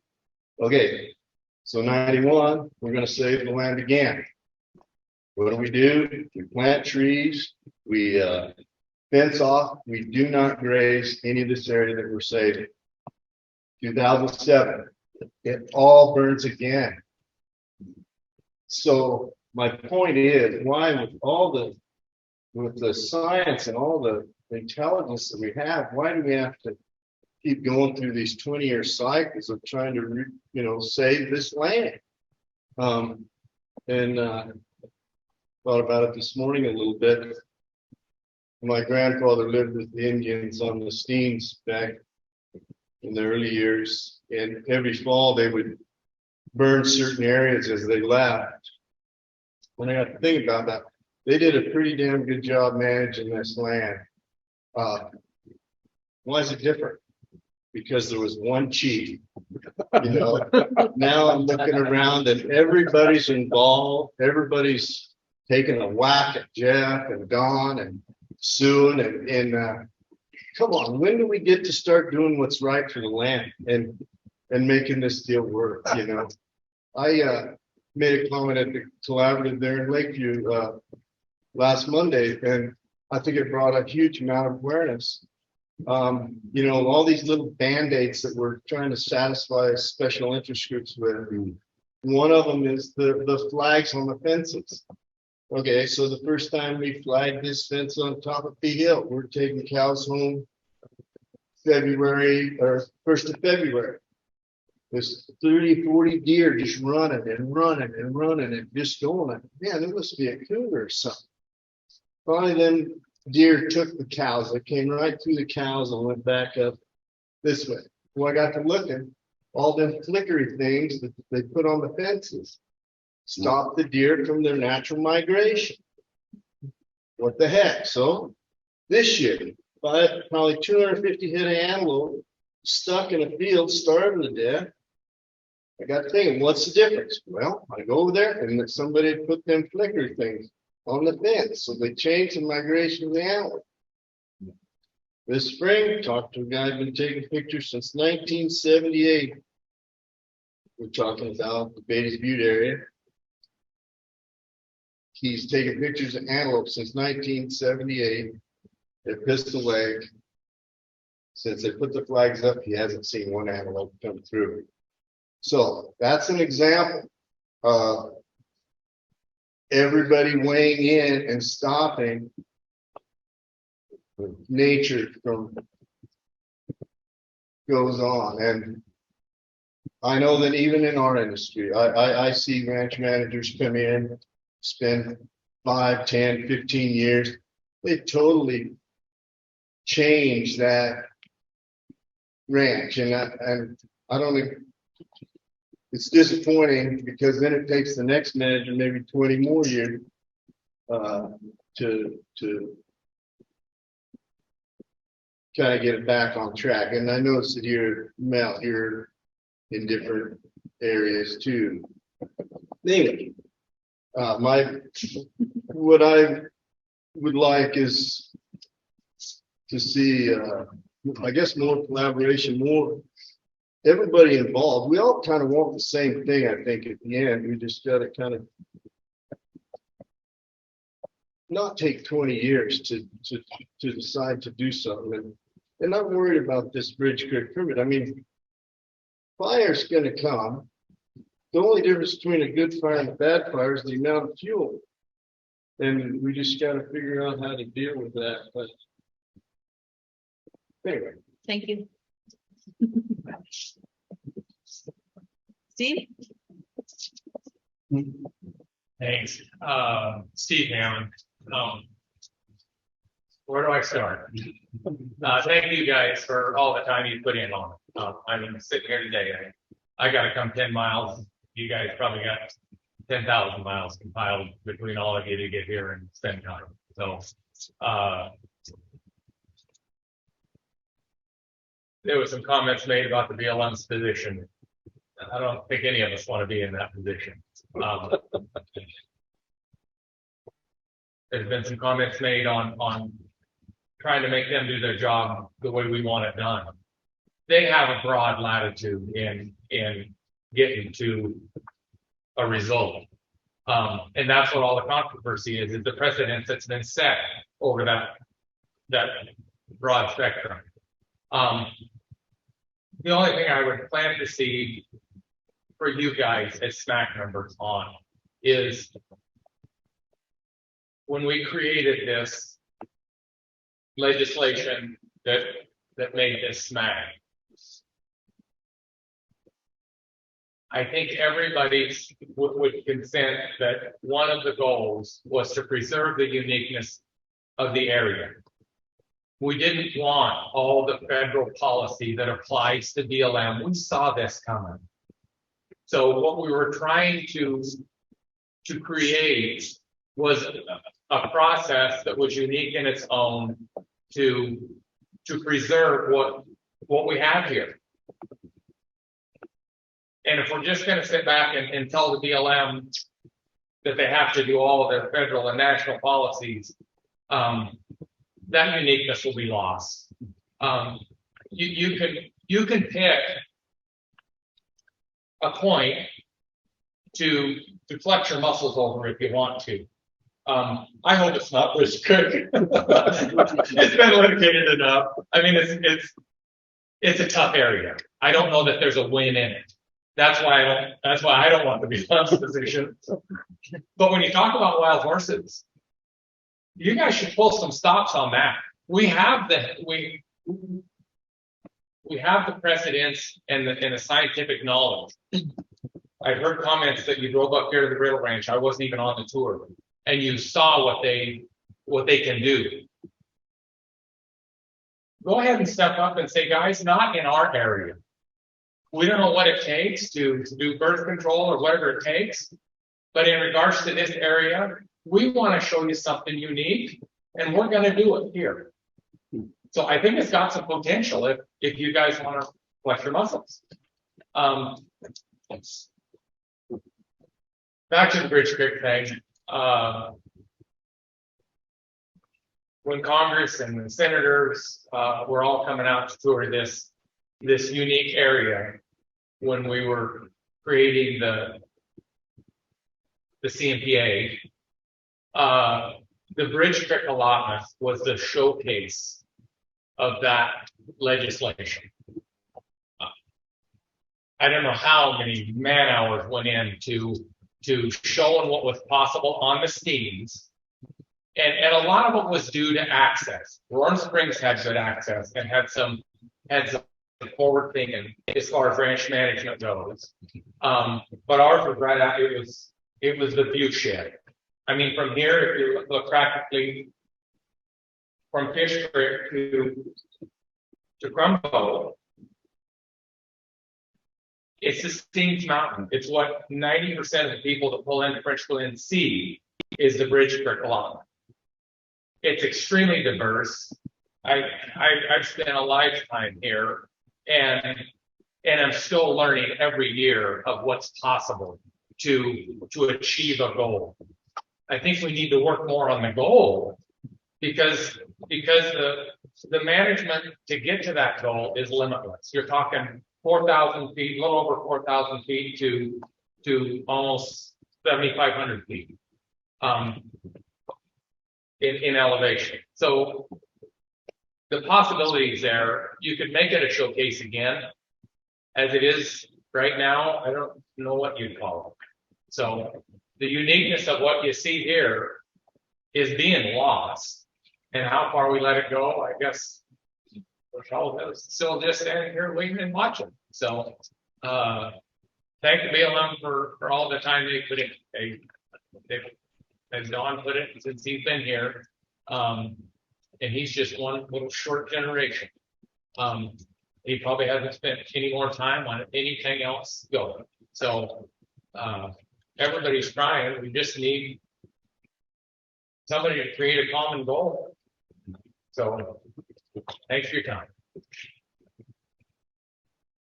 Emery? Corbin? No. Okay. Any of you guys are welcome to comment, as members of the public also. If you would like. Members of the public or in reaction to? You can also, ask questions of the commenters for sure.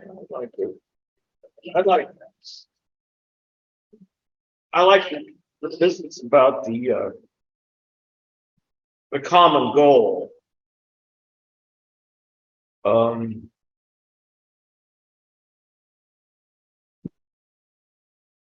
That does seem to be something that is in our wheelhouse.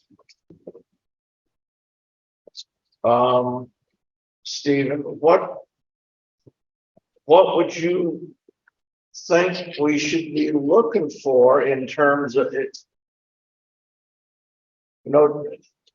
10 years is not much time to be looking at it, really. What, in your opinion, what should be the common goal in creating the showcase? What would you, because your family's been here since what, 1960 roughly? Something like that. And you've worked that area. What would you like to see as the common goal to make it a showcase? In one paragraph. Anything's possible. Tell us what you want. It's kind of like sage grouse. We still aren't dealing with the most contributing factor to their decline in population. I mean, that's a whole other topic, but I'm just saying, pick a goal and we can get there. And I should allude to the human nature and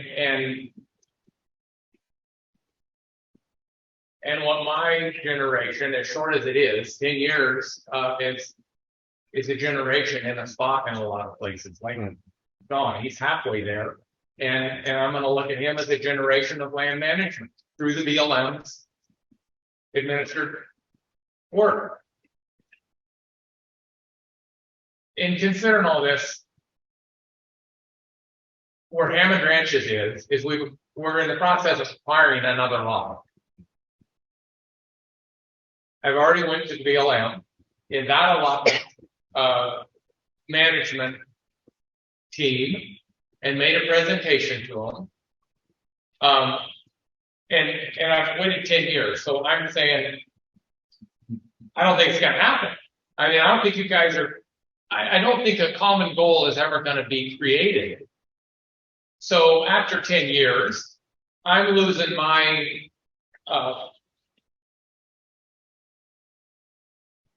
ability to wait. I don't know what you want to call it.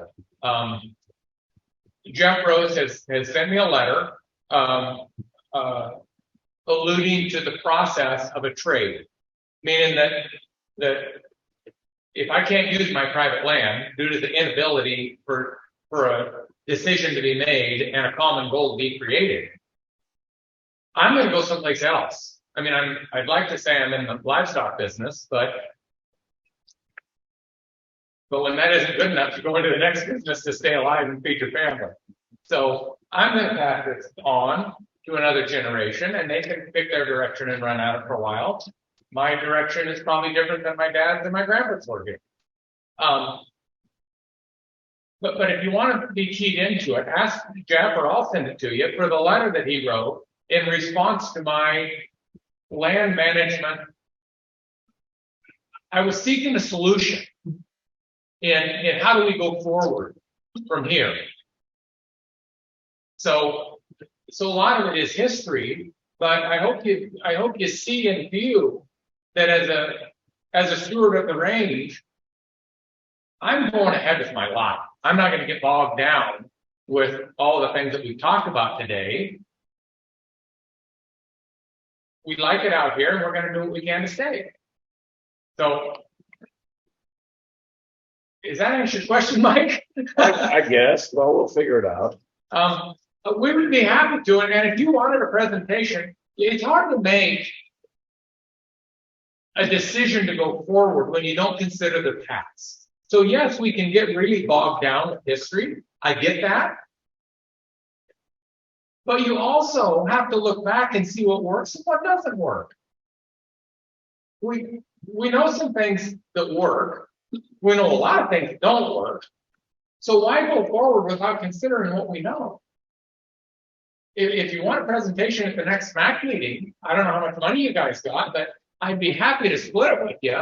And I'd have my legal counsel come over and tell you how much he's tried to educate the BLM in the process forward. We all look at Don and Jeff here thinking that they have all the answers. They're just people that came up the ladder and climbed the career. They took their career goals and achieved more than anybody else did.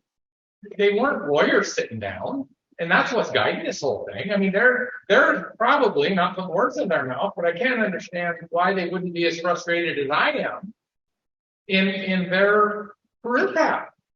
So if you want to hear my lawyer's perspective, maybe Jeff could bring in his lawyer's perspective, and we could have a lot of entertainment. Hope somebody brings beer. Did you have a question, John? Well, I had a couple of comments, but I talk a lot, so the others have something to say. Right? Well, for me, it's three things. First, Gary, I appreciated your comments, and you really reminded me of what Fred Otley often brought to these meetings, which was the science-based view of what we're doing on the land. So, I hear what you're saying, and I think it's something we've heard from others too. Frustration. We can't get all on the same page here, and use a little science to guide what we're doing. Wonderful to have multi-generational Hammonds here, and really appreciate your comments about the uniqueness, the unique idea that is SMAC, that is the Steens, and we're losing those founders who were there when the act was passed. We used to have a Stacy Davies or a Fred Otley. And others who could say, this is what we were thinking. Yes, we know what we wrote, but this is what we were trying to do. We're trying to do things like have a place where you could look across the landscape and not know if you're seeing private or public, and that we could work together and all that. So I really appreciate you bringing that forward. And I don't know how we maintain that without those founders, except to recognize what they worked toward, and some of the language of the Steens Act, which is pretty inspirational around using creativity and collaboration. But anyway, I think we could get back to that history and invite some of those old timers who are still around. Some are gone, like Dick Jenkins and others who used to help keep us on track. So the other thing I want to say though is, I'm always struck at these SMAC meetings, and when it comes to public comment, we have landowner and ranching interests and sometimes recreation who come and make this big effort to sit here and do this. And what I don't see is the environmental community. And why is it that we do not have a representative of Honda sitting in the audience here and giving us some feedback? And I personally continue, and this is a years-long thing, I continue to feel disrespected as SMAC that community won't engage. And, that's not my position, but I hope Teresa and Karen, as the new environmental people, you definitely will communicate with them and bring back that message. But I hope you can bring them to the table too, because we can work on things around the edges of these meetings, but we can't if they do not participate. Where are they? Bill Marlette, is he not He's on associated with there, Honda he has anymore? comment. Okay, yeah. Yeah. But So, I mean, okay. that's and I like Bill. Bill, I'm sure you can hear me. Probably rolling your eyes. There goes that guy again. But I mean, I like Bill, and he's one of those. I can hear you, no problem. But that's no comment over Zoom. Yeah. That's pretty weak compared to the array of what we see here invested. And I just think we need our constituencies here working with us. So, I'm frustrated by that, and Honda knows that I've talked with them about it in the past. But I just want to note the commitments by this community and the lack of commitment by other important communities. Appreciate the comment, John. For the record, Judge Dale White asked me to apply to the SMAC, which I did, and my application was rejected. So. Can you say that so we can hear Bill said that Judge Dale White asked him to apply to the SMAC, and he did, and his application was rejected, which that would have been in the early 2000s. So that's part of the picture too, and I think we need to recognize one of the reasons the environmental community has sometimes turned their back on SMAC these issues, like Oahe, who was their chair, was great, and did not get reappointed for mysterious reasons, and I think that put people off, and I understand that. So I'm not trying to say it's simple, but I sure wish they were here. John, were you suggesting being members of SMAC or just these kind of members? Oh, well, I mean, we have environmental positions filled Right, out, very happy there, but we didn't for years. But it would be nice Yeah. to have, if I heard you correctly, having a member of ONDA sitting here. Correct. That would be my, Sure, that would make, public input, direct public input. And we had occasions in the past when we did have one and they made no comment, but some of you might remember some fairly difficult exchange, like, come on, comment, engage. Don't sit back. Well, I really appreciate these guys speaking up. I've been to a few SMAC meetings and mostly it's a quiet audience. So it's good to hear from the foot soldiers. These general comments we can make? Sure. Okay, so I just have a couple. I want to get back to the whole wild horse thing, and the only reason I mention it because I was talking to a lady in Bend who is a horse person. She thinks she's a horse whisperer, and we were talking about the wild horses, and she's like, "Well, the horses have been there forever." And da da da da. And I'm like, "No, they died out 10,000 years ago. And these are all feral." They don't understand. And just like what you said, Jake, they don't understand. So when you start doing a gathering or whatever, they're like, "Well, it's horrible," because they think it, so there's a real lack of education. We have the same thing in the Ochitos. They're just for a horses. Yeah. So that's number one. Number two, we talked about whether they're acronyms or whatever, to have a list so that I can go through when someone says NLGA fence, I know what that is. Okay, because I don't know what it is. Okay? That's the process. Right. And maybe I should know. And then the last one is and again, I'm brand new to this. 9 out of 13 positions to have a quorum, we're screwed. Okay, and I don't know if it takes an act of Congress to change that. Yeah, But I mean, that's the 800-pound gorilla. Otherwise, we can chat all we want, but the effectiveness really is diluted unless we can change that. I've never heard of something like that other than in the state of Oregon. So I don't know if that should be a top priority, and if it can't be changed, then it can't be changed and you're done. But if there's a possibility to get it changed, I think we really need to look at that. So those are my comments. Thank you. And just one comment on the wild horses too. Say the wild horse community doesn't hear it. They also think the cattle graded year round. When in reality, you guys get a permit for maybe 15 days to 45.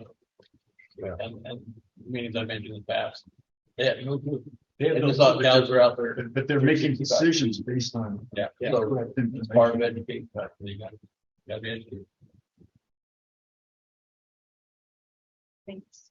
I guess I'm curious, when SMAC first started and was established, did they have problems getting a quorum and having people appointed in a reasonable period of time? No, but our process has evolved to be so much less efficient. And it's also, I don't know how I would describe it. Like the nominations that we've had sitting, waiting for approval have been there since November. I mean, Teresa's was there for 18 months and nothing happened. And they told me, go ahead and have her reapply. So her nomination just disappeared. Is that your background? I'm just kidding. It just disappeared. It goes I to mean, it's something I did wonder.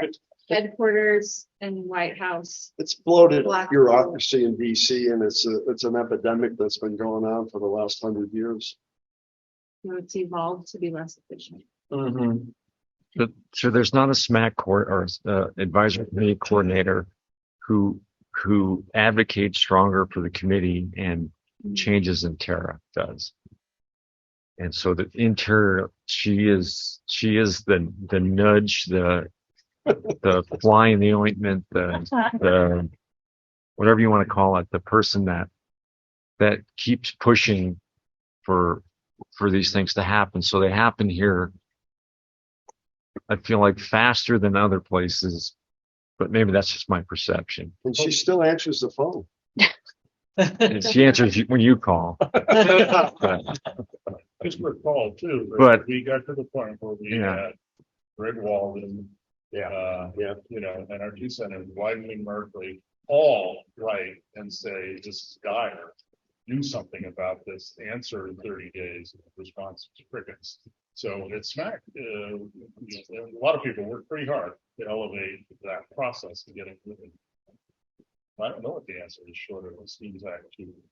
We have a few new guys at the state legislature now. Maybe we should revisit that a little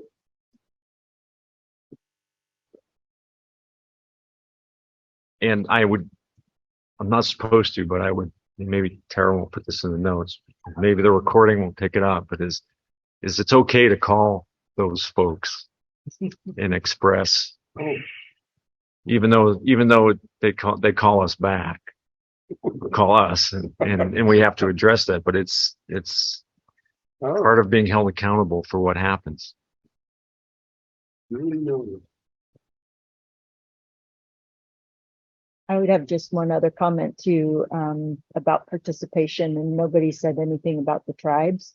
And I think that I have been to maybe 2 meetings that have actually had a representative here. And that's a big glaring hole that we.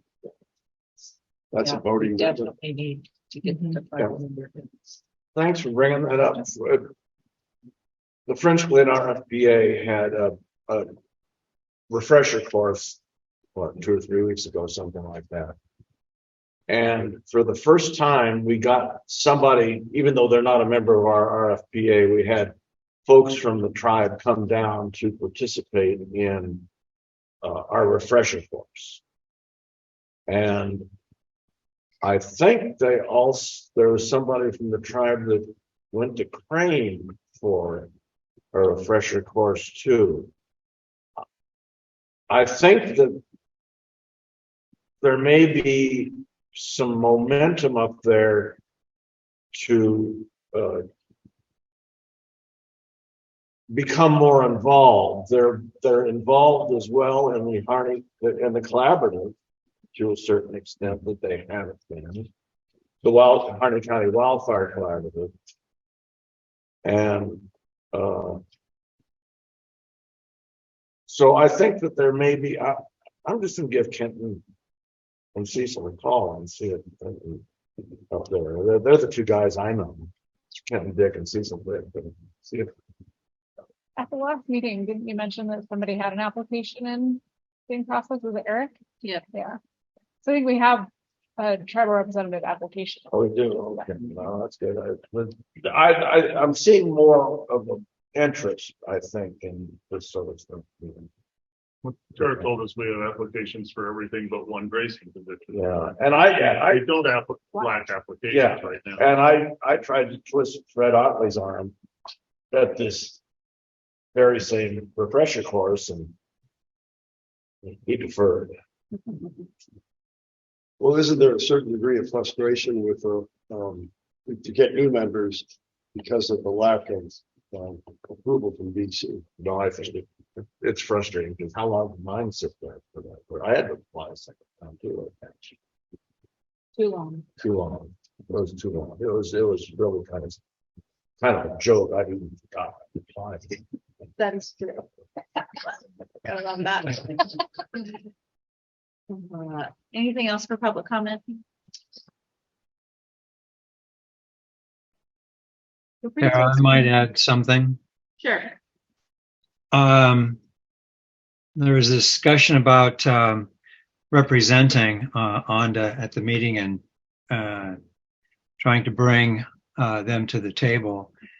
And that's a very complex problem. We tried, many of us tried very hard to bring ONDA in on the work we were doing. Awaihi and Pam Hardy and I and John all worked very hard at that. Not very successfully, I must say. It was quite hard, but it truly is important. And I think there's been, some personnel changes at ONDA. I have not reconnected with them, but I do hope in the future there will be ways to bring ONDA in early in the discussion for their ideas and opinions to help inform the SMAC in its goal to reach, creative ideas to solve the problems. So I hope in the future that problem will be less difficult to deal with.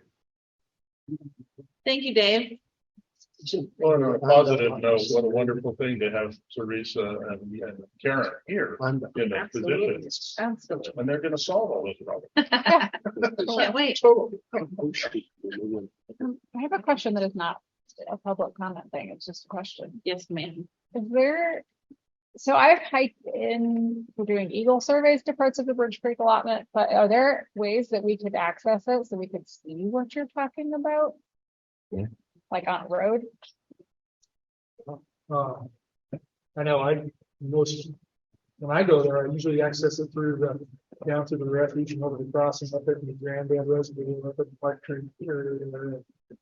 Drive across the creek. Kind of the first way I would start. Drive across the creek, both of the fence. Okay. I don't know, I don't know what part you're interested in, but that's one way to. Mostly I was just thinking that sometimes it's helpful to see. A lot of what the we're stuff talking you say, so you have to remain on the Right. grid control, so. Yeah. I don't know, but All right. So the next topic is the Steen Act review, and I know we want to also talk about some strategic planning efforts from the past. And Yeah, I was wondering, in the interest of time, the Steen Act review can in many ways be pushed to another meeting. There's nothing pressing there. And we could maybe do the strategic planning topic, which might be a little more timely and germane. And if time allows, we could certainly do the Steen Act. That would be my proposal, would be to reverse those and see what our time is. Okay, I think we can ditch the Steens Act until the next meeting. I mean, the Steen Act is, that's something we have done at each meeting, is take a piece of it, talk about it. So that's all that was, and we can get back to that. is everybody else okay with that? Yeah. Yes.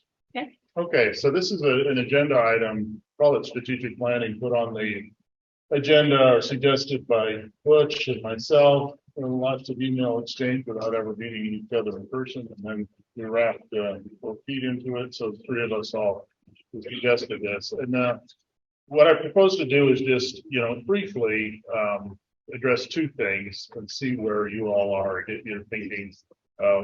The overall topic is, frankly, what should SMAC be working on? Why are we here?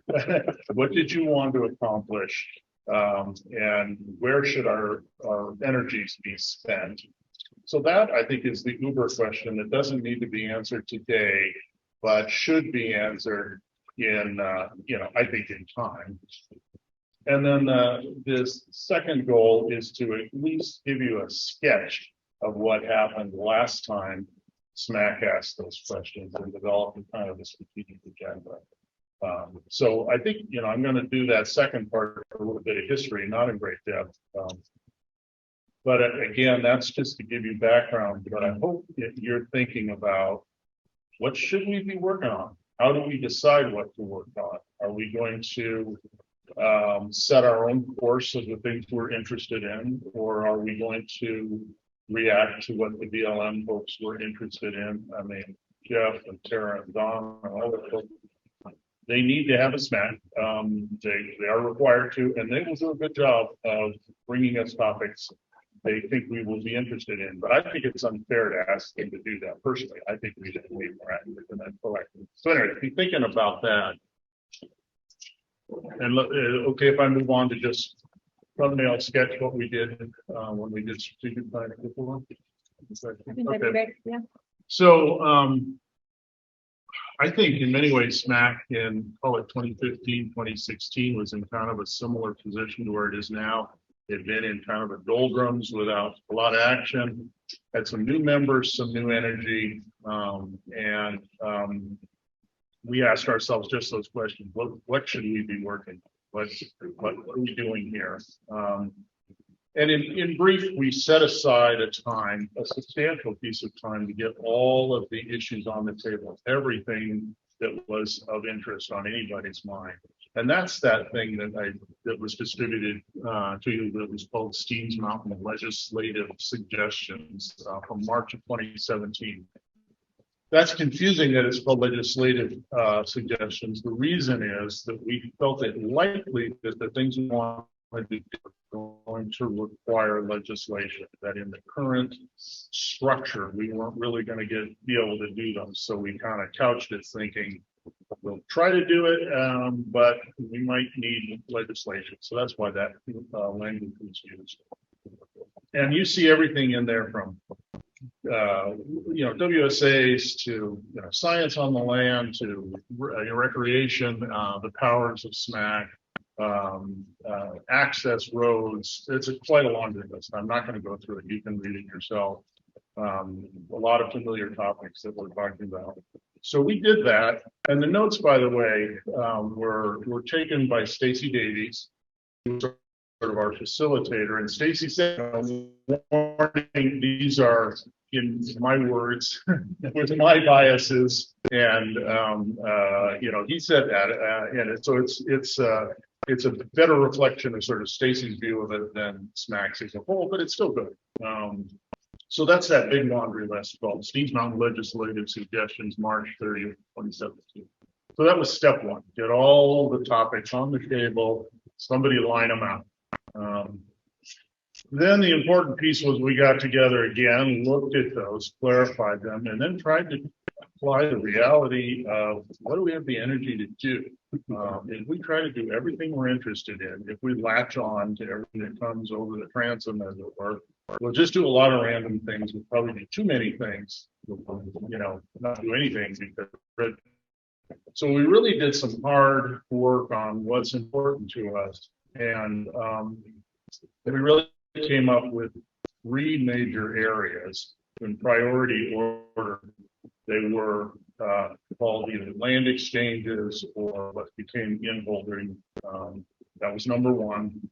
Number 2 was the resolution of wilderness study areas within CMP, something we talked about yesterday's tour.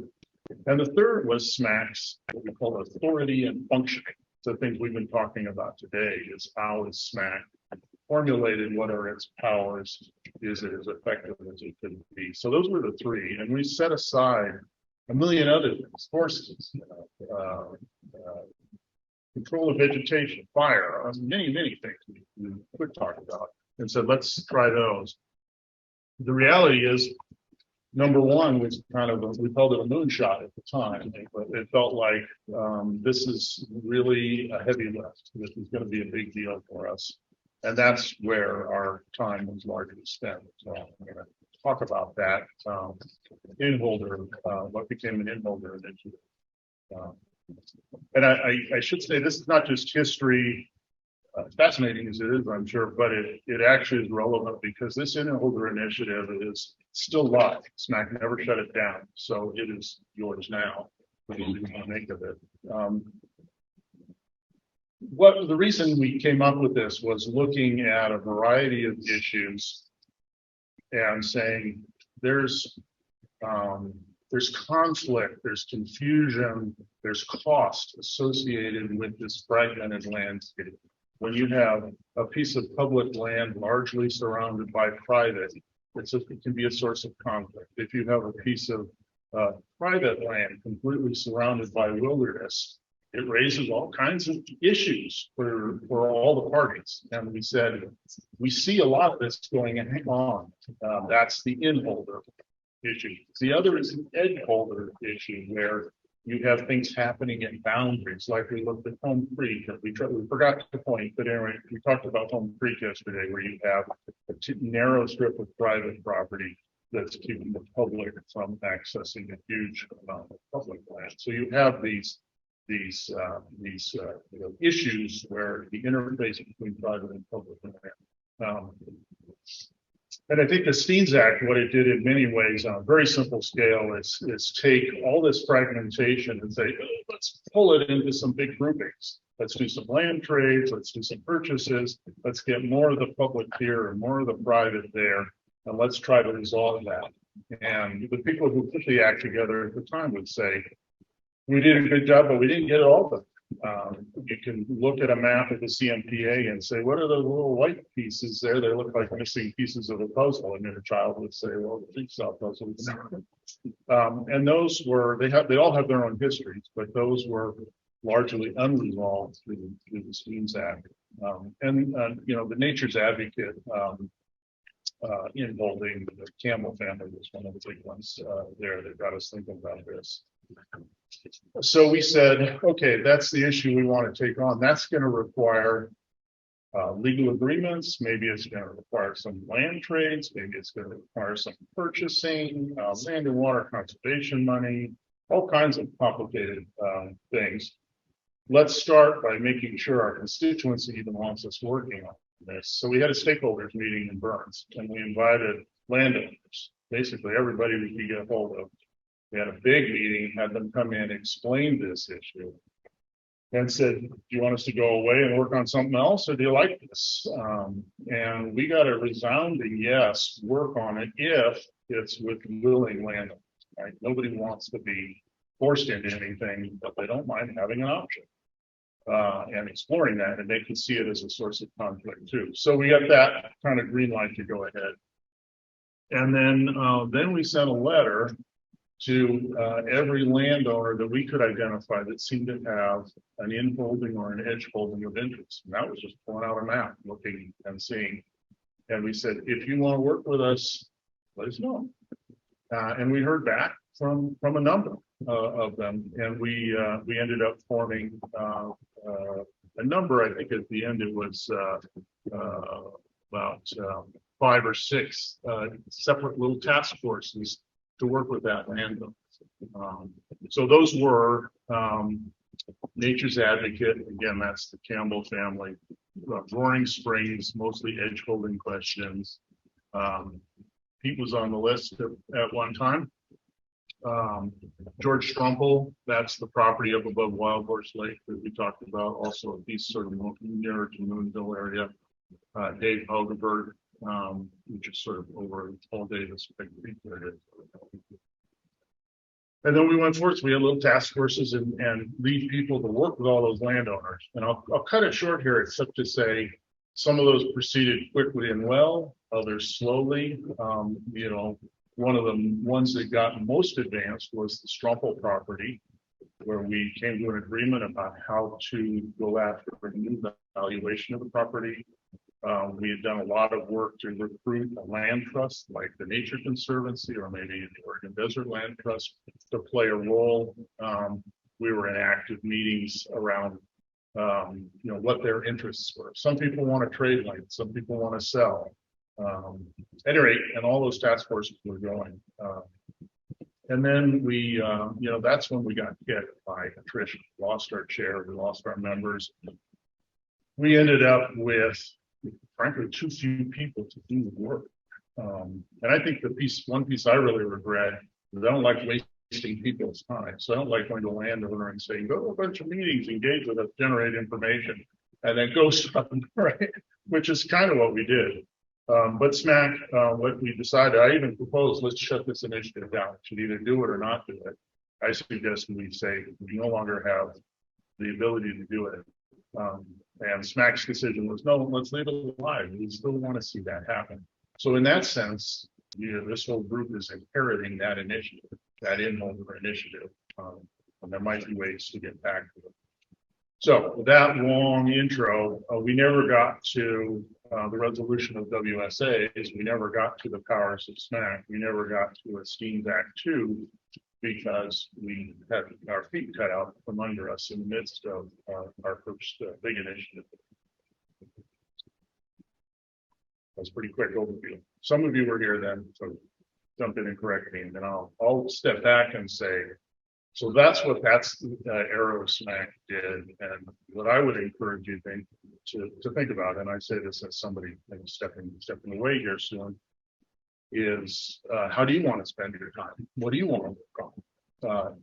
I'm not saying we have the right answers back then; those were our answers of that day, and when, and how do you develop your own ideas about what's happening? So that's a long speech. Confusing? It would seem to me that the first order of business would be to clean up the old business and yay or nay on it all. Do we go forward or not?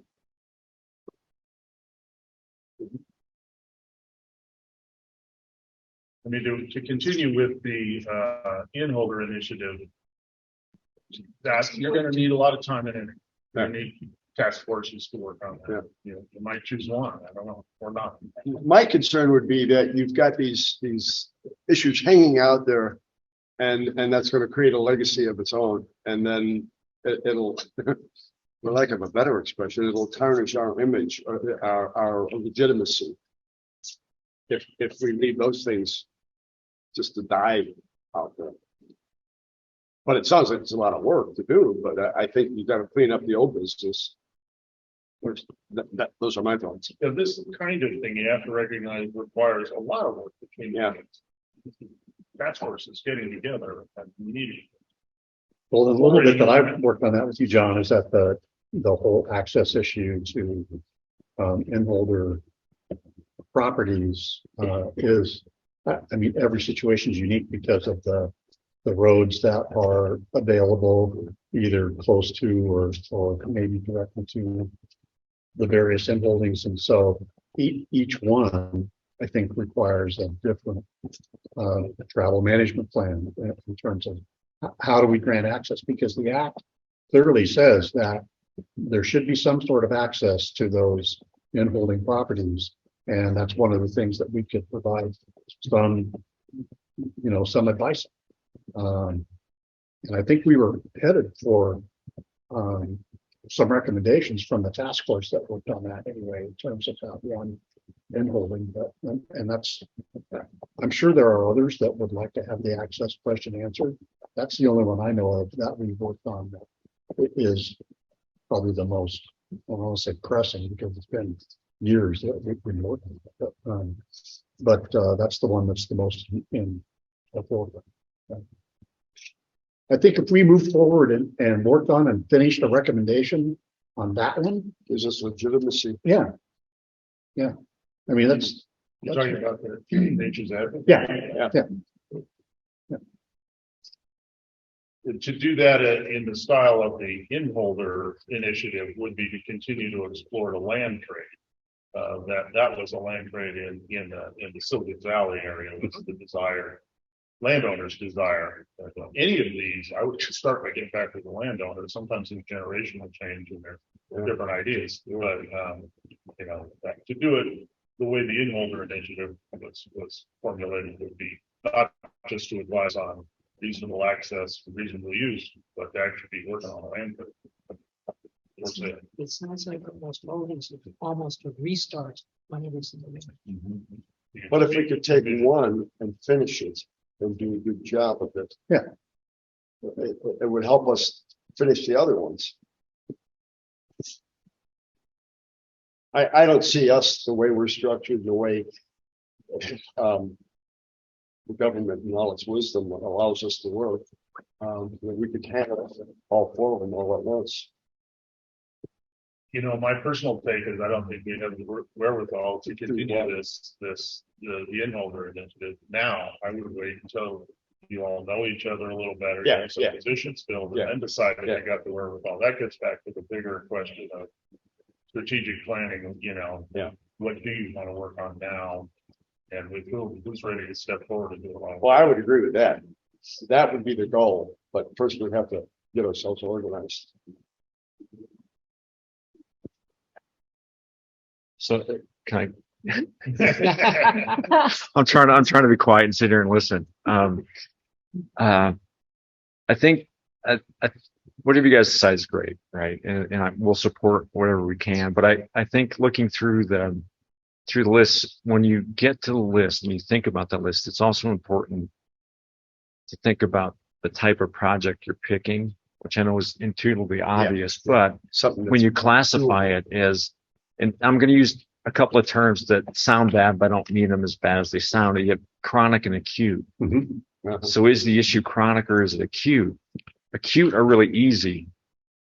Chronic is hard. Yeah. And it doesn't mean you shouldn't attack either one of them.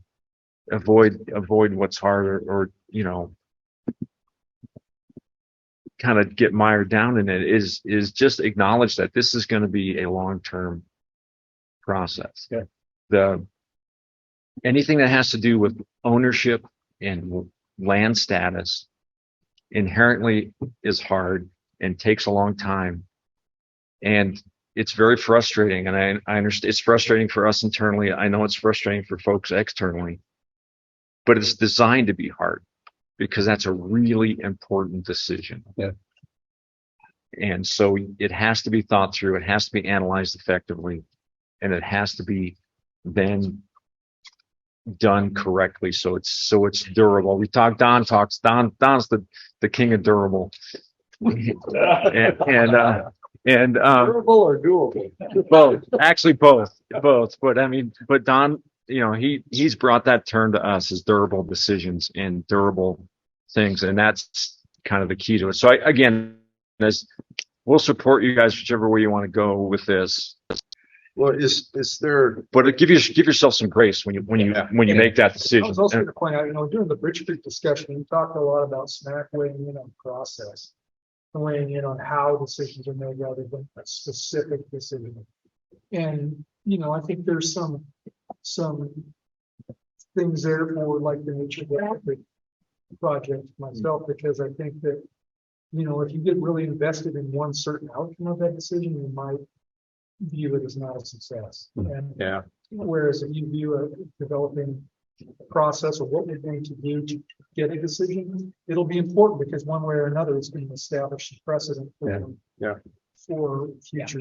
So Jeff, I like that characterization where you have the acute issues that are maybe narrower and then the chronic issues that are broader and more encompassing. So maybe we pick a short list of acute issues that we can knock off on a more timely manner, and then the chronic issues that are more ongoing. We can develop our skill set and gain some credibility in the process. Because if you set up yourself to judge yourself on the success of dealing with chronic issues, is that it could really eat a lot of time and energy and kind of take you away from other things. But we spent a lot of time on the basics too, of how we function, how we elect a chair, what are the powers of the chair, how do we report back? We got pretty formal about all of that. So it's really building towards something if you do that. And I think the one thing I was lying, and Jeff, I think you know this, but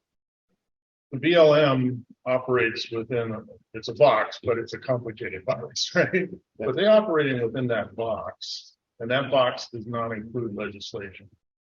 They cannot be involved in the creation of legislation. Now we, as citizens, they can't even be, you know, I probably shouldn't even be saying, but. No, you can't. I mean, it's fine. It's important to know they can't be hosting meetings where we're mostly talking about legislation, right? Yeah.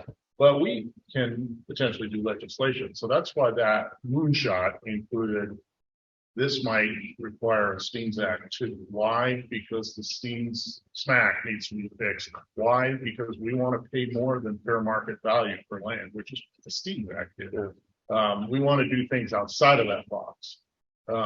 So that's a whole other zone. And there we have worked with political figures, we're making progress and all that. So at any rate, that's just to remind you that you're working within the box, but then someday you're working outside of the box, maybe. So if I understand where you've been going with this, there's two issues. One is we've got to get our group of people, our SMAC people, up to speed. And that involves working together, getting to know each other, et cetera, et cetera. And the other thing is of course, this is based on what I said, but let's clean up, what's history. But to Just point, let's pick something we can do. Get to know each other and work something up. But I don't know what that is, what we can do. You guys have the history.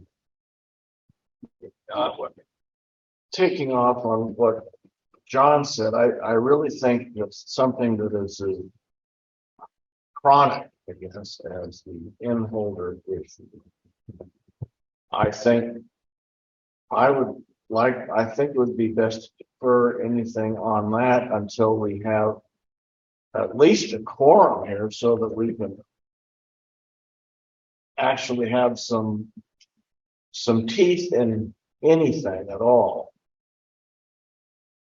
So, but I think it's something that we really ought to do. If we've started something, it's got to be fixed, but we can't fix it until we have a full body of able-bodied workers.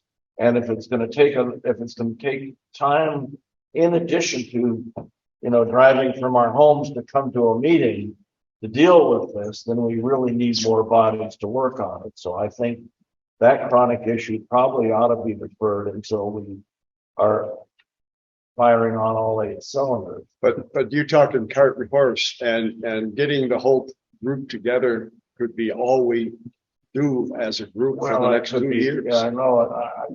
It is kind of an intractable. It may be an intractable problem. I don't know. So I think that's, it's one of these things is how much do you wait? How much do you go for? I want you guys to understand, I'm sorry, the SMAC, you folks understand that whether you have a quorum or not, what you say is extremely important to us. And sitting here and listening is important, that you do that, or that we do that to you guys when you're talking. So just because you don't have a resolution, doesn't really affect that. And there's certain things I'll admit to at certain times. And one of them is the SMAC has requested that we do this. And I never say the SMAC with a quorum has requested that we do this. I just say the SMAC has requested that we do this.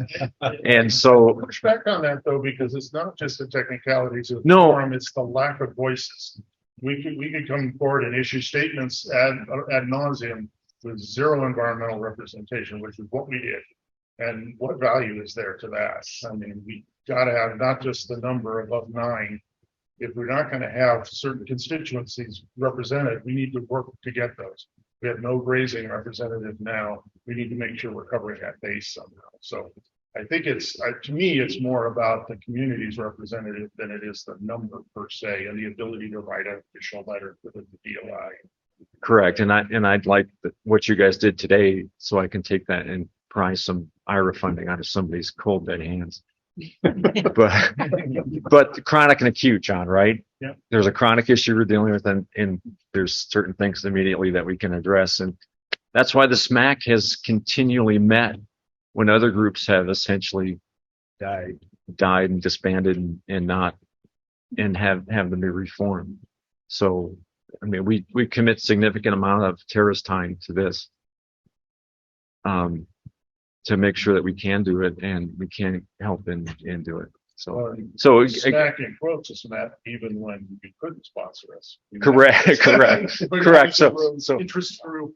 So again, John, things I'll admit to and things I won't. So attending via Zoom does not give you a form. Yeah. Yes, it does. Oh, yeah. But if you don't have that position.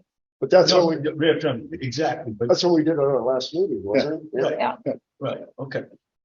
I think we're learning over what's happened in the last few years. We're learning how to adapt to kind of a new environment. And I like, Bill having a chance to call in and other folks that have maybe not ever even called into a SMAC meeting get a chance to call in and participate. We will continue to push for members so we have a quorum. In the meantime, we will function. I request that you guys function As if we do. as best we can. To the With our point where support. we do not lose individual members. Because we could do this forever, but if there's no process, I'm out of here. I mean, I know, finished product. Correct. And I hopefully we can get some leverage from other places to get that done. So I guess I would just say, I mean, starting this morning, my comment about, all the individual little projects that we got the toilets, the outboard, now we're talking about Penland, and those are probably a little bit in your acute, but I think those are also considerably chronic. And so I have been feeling that way the last year or so. It's like, geez, this is a waste of my time. Yeah. But if we're not here and at the table, we have no voice. So that's one reason that I've come back. I think too, with the land trades and the inholders, that's just stuff that's going to take time. I mean, the last swap took 20 years Yeah, it was. Yeah, or longer. You know what? I'm not gonna. Yeah, whatever you say is true. That's what we were told. So, and that's Yeah. one. So That Gary is says yes because it involved Gary. ever, right? Anyway, so Nature's Advocate, that's Campbell's, right? Correct. So we have LiDAR that is Getting. coming, which that could flip everything on its head, possibly. So I don't want to be saying we haven't been doing anything. They've been very patient and wanting to, get to the right solution So maybe there's a door opening there. They're closed. to make more progress, Yeah, maybe. right? I guess Jake, I look at it too, is we've identified a number of ways we can access that property. Yeah. Vehicular access, right? That's the other thing is words count sometimes. Yep. And they have access. Yeah. It's just not the access that they believe is reasonable. Right. Yeah. Right. And that's kind of where we're trying to figure out what that threshold is. So They asked for two-wheel drive truck pulling horse trailer access, as I Oh. recall. Yeah. That Yeah. was the standard, which may be an unreasonable expectation. And it may be, Well, I think it goes back to what Don was saying. I think sometimes when I was attending meetings, not as a member, I often felt like the council was getting really bogged down in wanting to have a say in the outcome of things rather than the process of how those decisions were made. And as an environmental representative, a lot of the getting caught up in the individual decisions without necessarily understanding how that shapes future decisions felt problematic to me, because really, to me, what we should have been talking about all along with this is that process of how the decisions were made so that we don't set a precedent that was an unintended precedent into the future. And so paying attention to the process. And I think that BLM has done a remarkable job of going very deep into this, with the LiDAR and all of that. And I think as a group, helping to advise how the process of how these things are resolved around inholder stuff makes more sense than investing ourselves in the actual individual outcomes of each inholder case. Because, potentially we could be bringing our own biases to those individual outcomes, and that's not really the right way to be handling any of those situations. So being invested in the process of how those decisions are made feels. And that gives us more less legitimacy too. Yeah. If the process is sacrosanct. Yeah. yeah, like in that particular question, you have inholder landowners surrounded by a wilderness area. Right. What's a reasonable access And that's answer? because access, Jeff is right. They have access to it. yeah. They just can't drive to it. And so that becomes there are people who will argue in lots of spaces Yeah. that if all that's required is access, they have that. What is it? What is reasonable, and reasonable is the part, right? Yeah. So, and I think, And I that's think the the- act, yeah. and I think litigation is upheld that the act ensures something better than Yeah. that, Yes. right? So Yeah. that, I mean, reasonable is something better than adequate, which is what the Right. Wilderness Act guarantees. Yeah. That's been litigated, and that's been a decision that we have. Just nobody tells us what that is. That'd be really easy. to tell us what that was. Yeah. Right. So, Murphy line. So that gets us back around. I'm not going to address the No. issues, I promise, but to that reasonable access for reasonable use. And I would encourage you to look at the document that we put together at the time. It was, it was hard. It was a lot of work to put it together over by a task force and several meetings. And it really is trying to capture a moment in time in our thinking. It's easy to think about these things in the abstract, and then you try to apply it to Nature's Advocate, or you try to apply it to George Trumbull's property, and you say, oh, wait a minute, so what does this really mean? So that document really captures both the history and the logic behind what SMAC was thinking, so that next time you come across that issue, you can pull out, dust it off, and maybe you'll say, well, this is not good work, or maybe it has some validity. But I really encourage you, as you do that kind of work, to document it so that the future SMACs can learn from it. I think it's a pretty good document. Obviously, I was involved. So. But it is a pretty rigorous attempt to understand something that hasn't been litigated or explained to the Steen thing.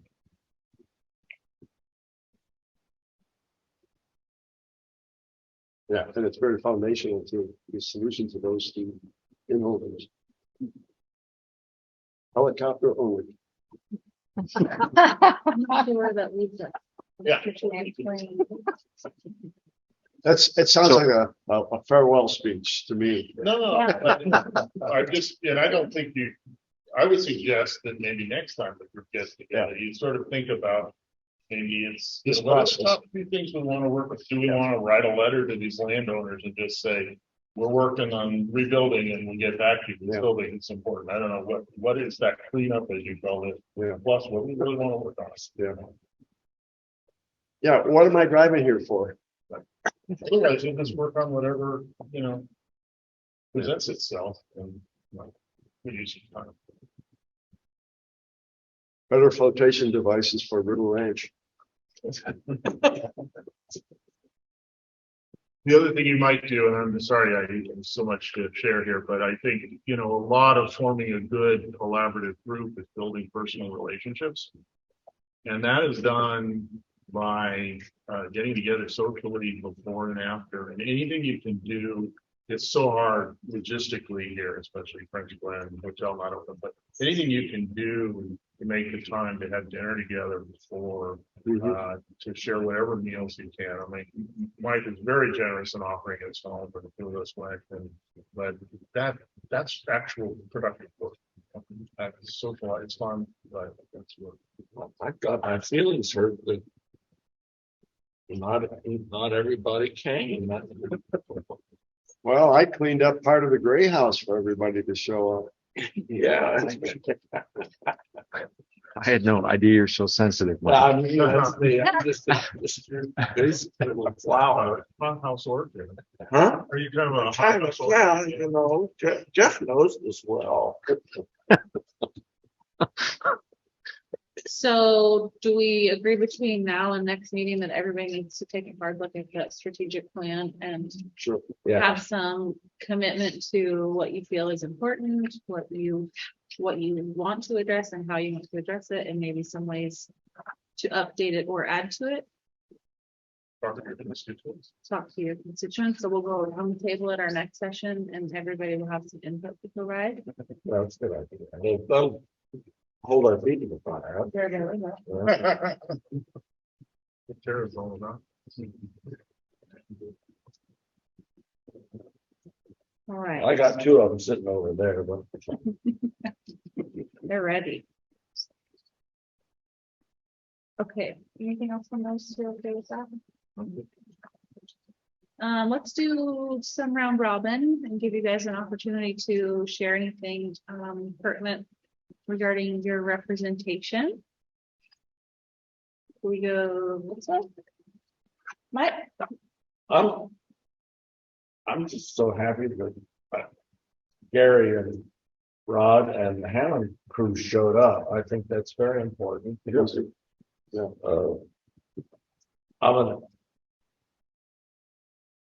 I'm kind of, being the hothouse flower that I am, I'm kind of sorry that more folks didn't come from the RFPA. That's the only way, the best way I have to get in touch with people is through the RFPA list. And Rod's not officially on it. He's just somebody I talk to on a regular basis on other things. Because he's not a member, he's in the Fields Andrews RFPA, but I was hoping that guys and gals from Diamond would come because they often have more direct use of the Steens than say somebody like Gary who's in way the hell out in the middle of the Capitol Valley. So, but I'm working.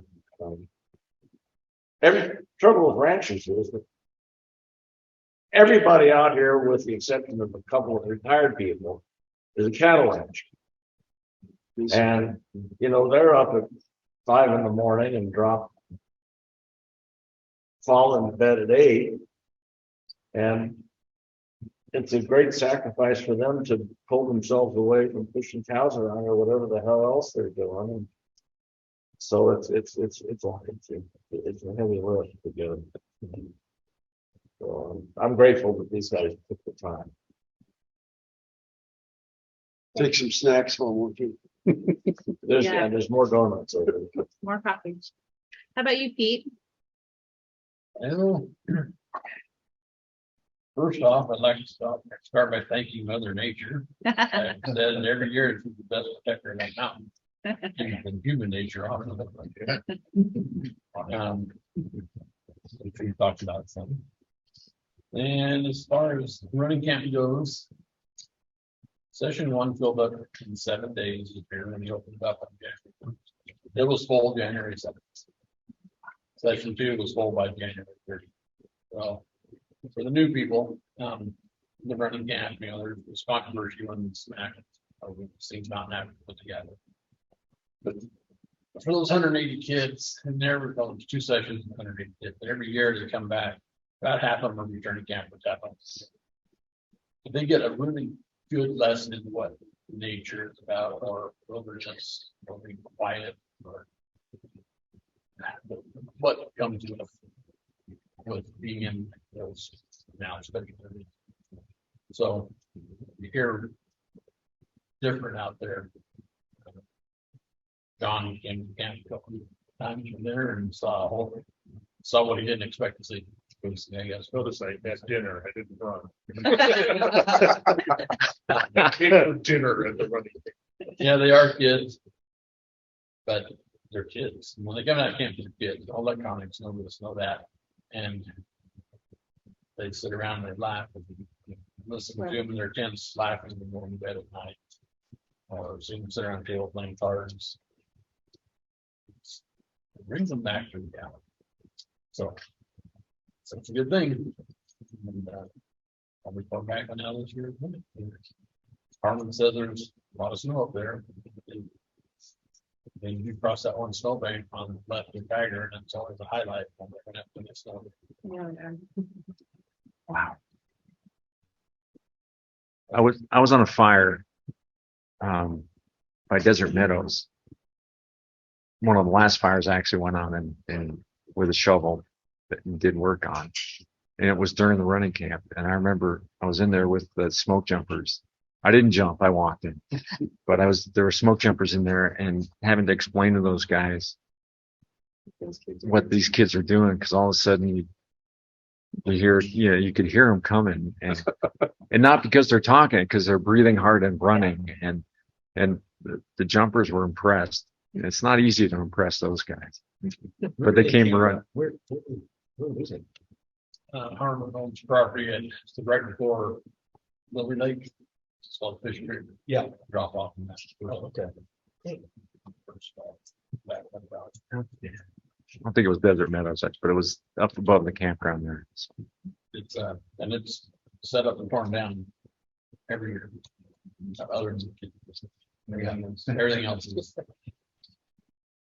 It becomes the third biggest city in my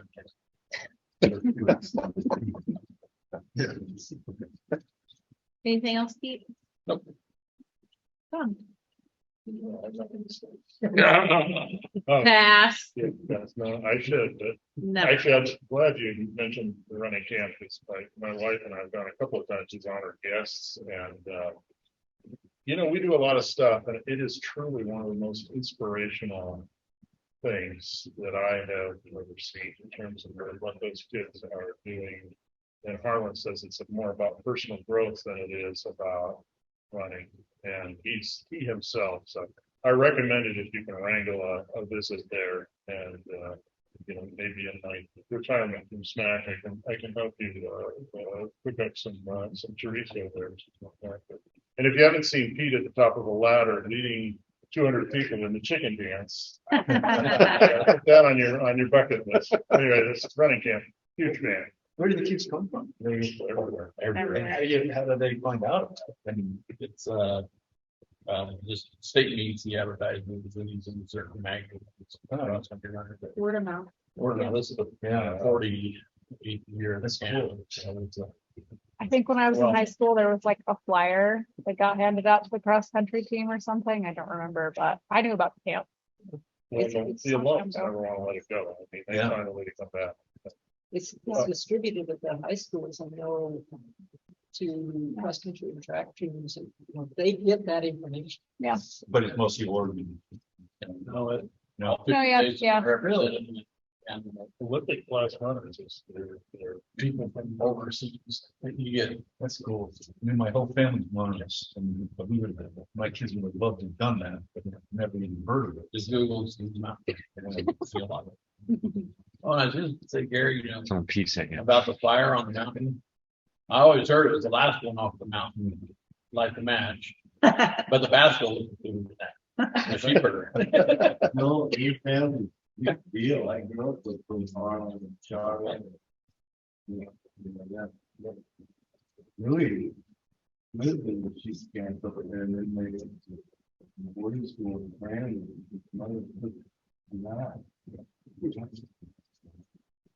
I guess my other roundtable report is just to say, it's interesting this time of year, we talked about the mosquitoes and the gate closure and all that.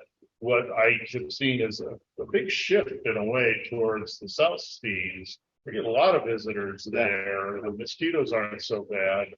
People come and they cross the bridge at Riddle Brothers in order to go up to Little Blitzen, because it's not safe to get across where you normally would. So I had the one day I was open before I went off to SMAC, I had 25 visitors there, and lots of campground activity. And as usual, being the rec guy, there isn't really so much organizations to confer with. I do a lot of retail, talking to people. What do you like? What don't you like? You've been here for the first time. Message is always the same. People love how wild it is, how relatively hard it is to see. They don't want it oversigned. They don't want it overapproved. There are not very many. There are almost maybe no places in the West quite like this, and people really value what has been achieved already. So, I'm just hoping to talk to more people and get out there and find out what thoughts they've got.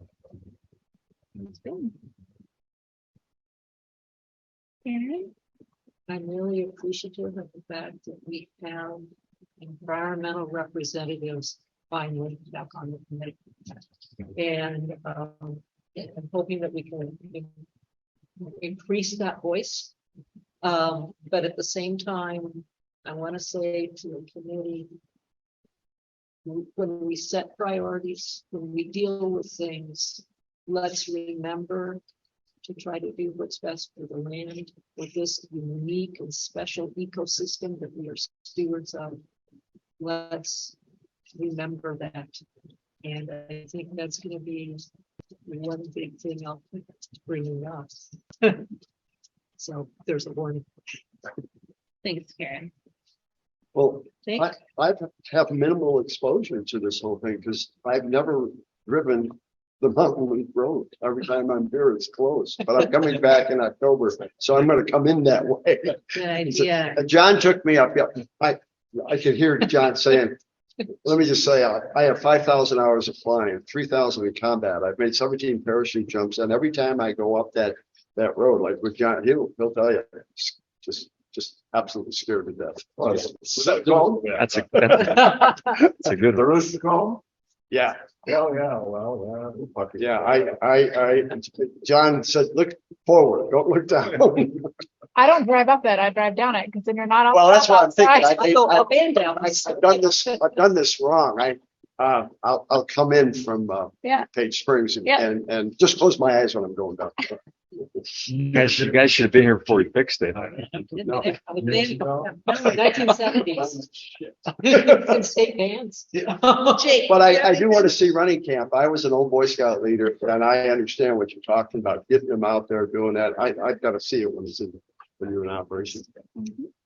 You good? Yeah, I'm done. Okay. Terry? Yeah, so first of all, it's good to see another trout bum on the SMAC with me, so I'm not the only one here. Welcome, Butch. Just a little bit of Trout Unlimited news, I guess that affects the area. We've divided up our conservation chair position at the state council to west side and east side, and so our new east side person actually lives in Burns, and it's Rick Roy. Some of you may know Rick. Seriously? Yeah. Yeah. Yeah. Yeah. So I know Rick, what little I know Rick can be kind of a polarizing person. But he does have some interesting ideas about fish habitat projects that might occur in the area. So What is he, the east side what? he's our co-conservation chair is what we call it. So he would help identify and potentially help direct fish habitat projects potentially. Well, that took about 6 months. Retirement. He showed up at a meeting and I was like, what are you doing here? It's like, blah, blah, blah, try to limit it. And I was like, of course. All right, good for him. Yeah. Maybe good for us, maybe not. No, it'll be fine. It'll be fine. Trust me, it'll be fine. Yeah, so I could tell when we first talked with Rick that we had to think about it in words. He's socially challenged because of where he grew up, so I think so, which is obvious from his accent. Yeah. Okay. Yeah, he's he's he reminded me of Chip Kelly. Pretty much exactly that. Yeah. And a little bit in your face and understand why he might be polarizing in this community. So Yeah. No, I think he'll do good for you guys in that job. But so that's about all I have. And I'm happy to report the progress at Page Springs. We're in my fish passage task force next week. So that'll go over well. That's all I've got. Thanks. Yeah. I was just gonna say, Jake, I don't feel bad about not going around the loop road. I grew up here. Apparently I went up on that when I was a baby. And we finally got to go around with SMAC. So I hadn't been up there either. And I did try to come one time, drove through, called, the road open, road's open, get here, road's not open. So yay for the trip check. Oh, So that was me. that was quite a few years ago. Sage grouse. I am hearing from some constituents that the maps are being redone by ODF. Sorry, I forgot all about that. Yeah. Is that anything that you guys are doing anything about, or? Yes and no. Is that we saw the maps. Met with ODF&W, our draft of the maps. So ODF&W is redoing their sage grouse maps in terms of habitat. And that will key into the BLM's update of the sage grouse RMP amendment that we did that seems to have a life of its own that we continue to update based on all these things.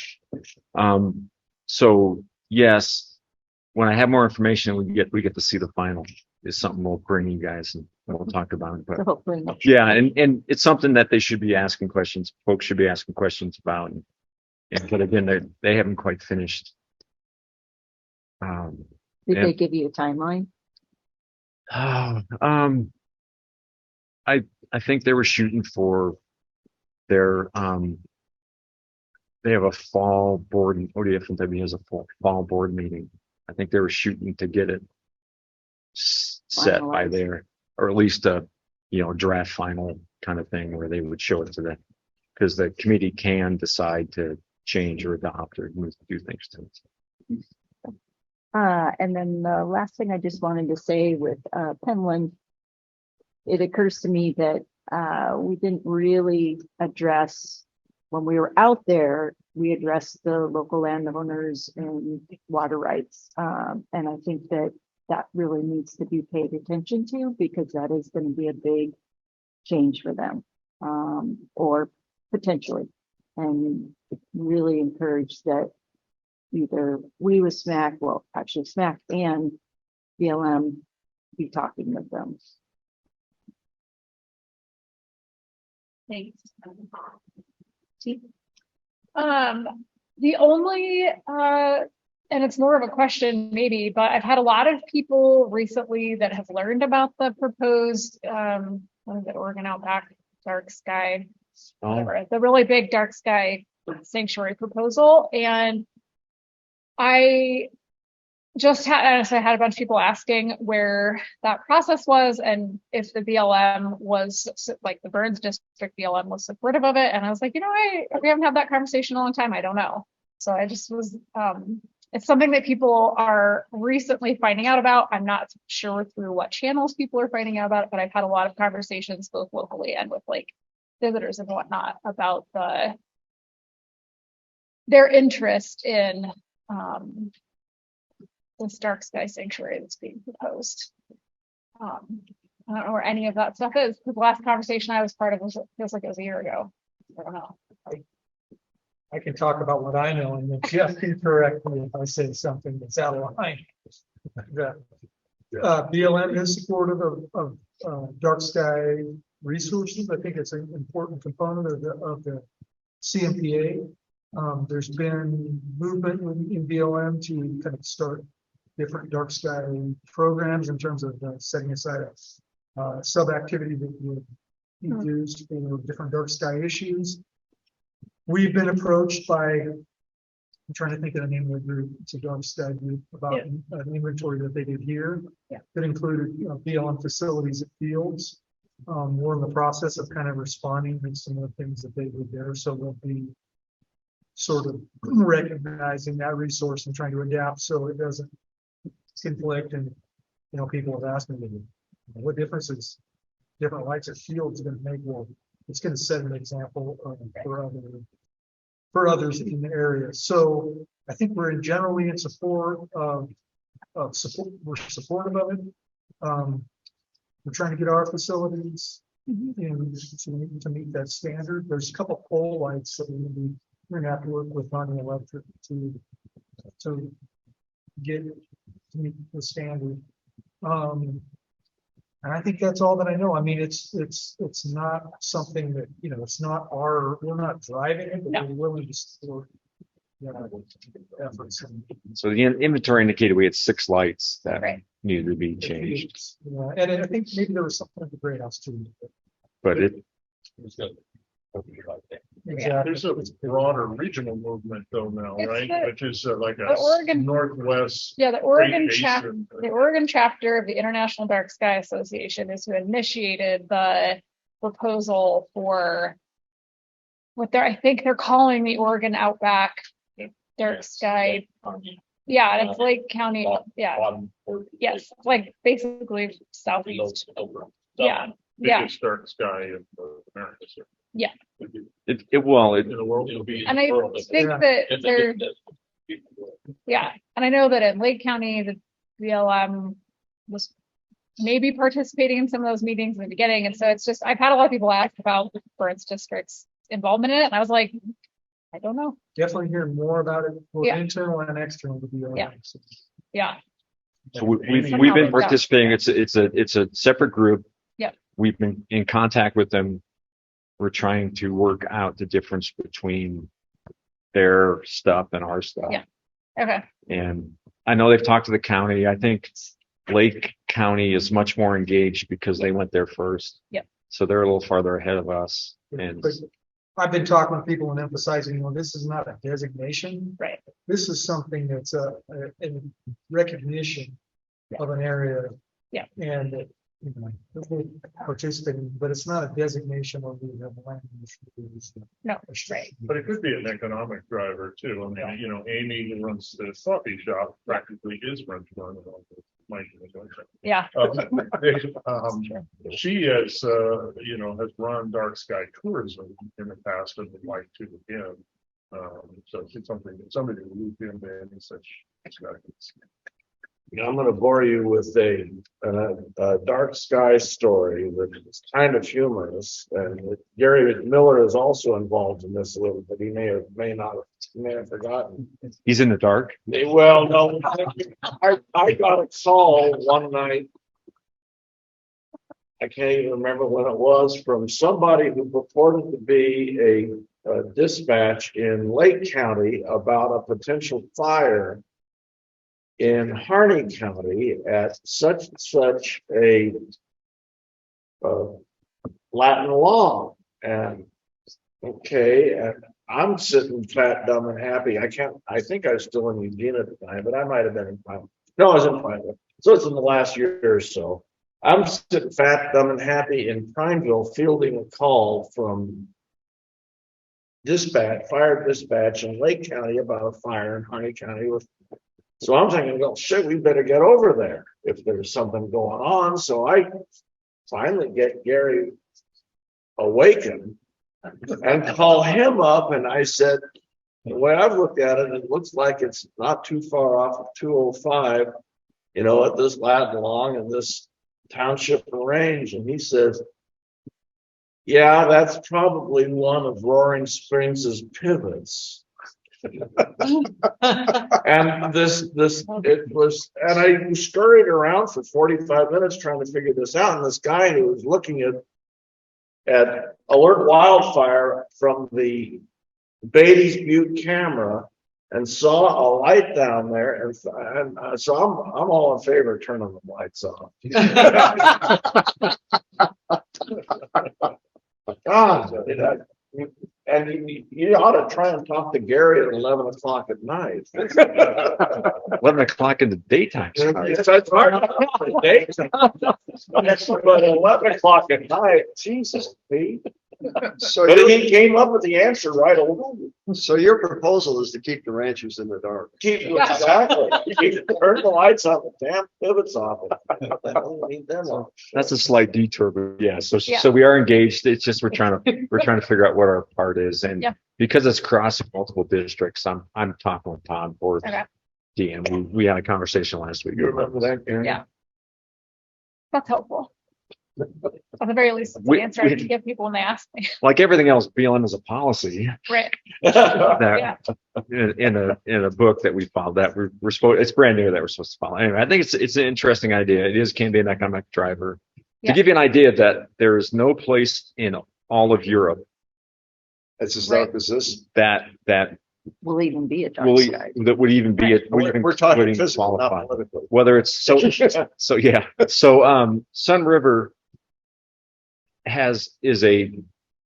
there's different classes. Sun River has a classification because it's small and Or dark sky town or something. something like and it's because they do all their they have all these mitigations to handle to make it darker. And here is the things that we go are not really experienced anywhere else. And people, I'm told, come here from all over the world to stand in the dark. John mentioned something to me the other day about bikers that were coming in, and he was saying that when you see people that drive Harleys or stuff like that, and they stop out at the Frenchglen or down at and you listen to them talking on cell phone, they're speaking German or Dutch. They're outsiders that come here because this is different. Well, the bikers that were in field yesterday. Playing bike or speaking- playing cowboy sometimes. Yeah. Well, that's a different one. Yeah. Yeah. I'm glad to hear that you're working on some of the light stuff, because I agree that it is a bit of a like modeling that if you do a goal to fix the light thing, because Burns has certainly gone the opposite. Got the real bright lights in town now. But, Well, and BLM, I think, like within a month or two ago, just recently put a handbook out for policy. Yeah. So it's the first thing that. I think the Fish and Wildlife Service might have recently done something with that too. So Was And- that when it came out? It was recent. Yeah, it was last 2 months, 3 months or something. Okay. To give you an idea is that southern Malheur County does not qualify because that's even farther out than here. The Nicolet from Boise yeah. degrades the sensors enough to. I saw a picture that somebody took. I think it was in Malheur County, and they were taking a picture. I don't think they were trying to capture the sky glow from Boise. They were trying to capture the night sky. And because you have to set your camera to take in so much light, the sky glow from Boise was a huge part of their picture. And I remember seeing it and being like, wow, but you're so far from Boise. How did your camera pick that up off on the horizon? It's pretty just the wild. aurora borealis. Just Yeah. Boise. Boise Alice. I never saw the Milky Way till I moved here. Yeah. I started my Navy career as an aircraft navigator, and when you fly out over the Pacific, and I pop my periscopic sextant up and look, it's just amazing. When you're outside of humans, it's so nice. So we're nearing the end of our Really? session. Who knew? We're just a little bit behind, so not terribly. Some things we need to close out is approving our minutes from the last session. So moved. I approve. No, there is a correction. Teresa's listed as the state and I as the local environmental, and it needs to be changed throughout the document. Got it. You're a school teacher, aren't you? I was. Check mark on that one. Okay, are there any other changes that need to be made or suggestions, comments, concerns? I had, sorry, Carrie, you probably would have a stroke if I didn't have a change. Minutes. I'm here for it. Yeah, no, it's not much. Page 7. Third line down, it says, we can, this is the can, all in Yep. caps, we can promote ecological healthy while accommodating lifestyle Got it. health. Okay. And the can is just for emphasis, right? Not a 3-letter acronym. Correct. I lowercase it. Okay. And then, on page 9, Conservation action. it says, under my comments, he spends a month at Little Ranch, it's something like me, every year, and from his visitor contacts there, he gets an overriding sense that the Steens is a wild place. Well, it's valued as a wild place. Not an overriding sense that it is a wild place. It's valued as a wild place. Depends on who you have as a visitor. Okay. That's all. All right. Yeah. Got it corrected. Were there any other changes? 2 minutes. Okay, and so really in the future, we don't have to bring these to the group. We can do this administratively either online or it can just be done through the chairperson. So we may not get these, we might do it ahead of time sooner. So we don't have to wait so long Easier if we get them to- between getting minutes posted online. I would like to be able to review it, not just have it be assumed. Does that make sense? That the chair could just do it? Sure. Oh, yeah, I mean, I would go with the chair and the chairperson would handle it with you Oh, okay, guys. got it. Yeah. You heard it the same way, I right? did, Okay. but I always believe what Tara tells me. So. Okay, so we'll get those approved and posted. I did mention that we wanted to talk about chair and vice chair positions, and John shared the protocols that we usually go by. Would put this later in the year, so you guys can decide if you want to start considering chair and chair people to lead the group in the new year. Well, I would like to nominate somebody as chair. What'd you say? I said I would like to nominate somebody as chair, just to cut to the chase. If everybody is okay with that, which would be outside of our protocol process, I'm okay with that too. He's hiding behind his hands, but I'd like to nominate Mike, who I think has shown great leadership and ability, and he can be a fine chair if he's willing to serve. Yeah, all in favor? Second.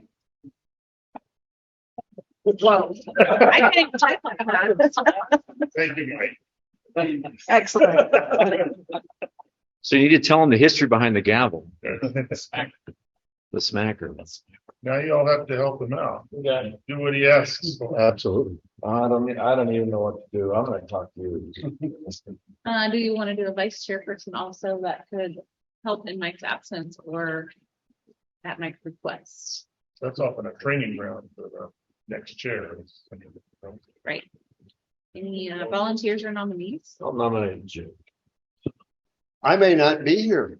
Are you short timer? Yeah, but you know, what the hell? We're only talking one meeting.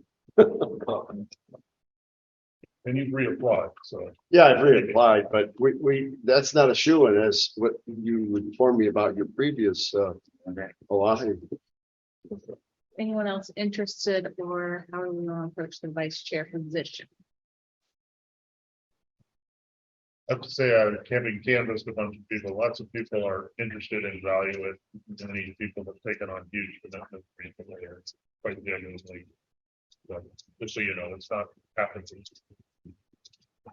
Although I would also, I'm involved in some other issues that should end at the end of the year, but I may not be there.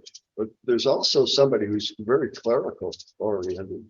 Nominate her. You're gonna be the secretary. It don't matter to me because I mean, if I'm gone, I'm gone. I would consider, I'm not going to commit at this. If we had a different chairperson, would you? Not to put you on the spot. Say yes. Say yes. That is not the reason for my consideration. So we'll go with Jake for now. Yeah. And we'll see how things progress. See if you can do better. What our other options are. There you go.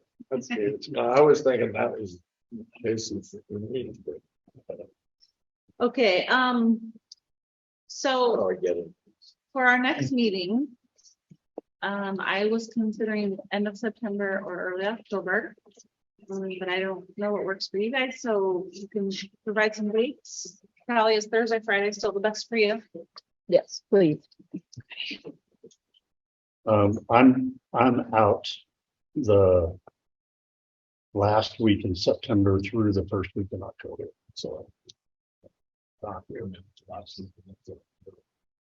My birthday is September 9th and I'll be 80. Let's do it on that day. I have a big party for you. I'm not here. So you're down. So Terry, you're gone the 5th and 6th of October? Yes, My schedule's about. the next week could be okay. And I'm tied up the 12th through 14th. There's something about something happening in Clemson County.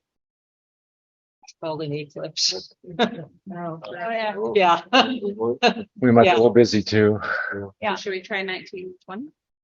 of October. Yeah, Of October. yeah, but that's too late.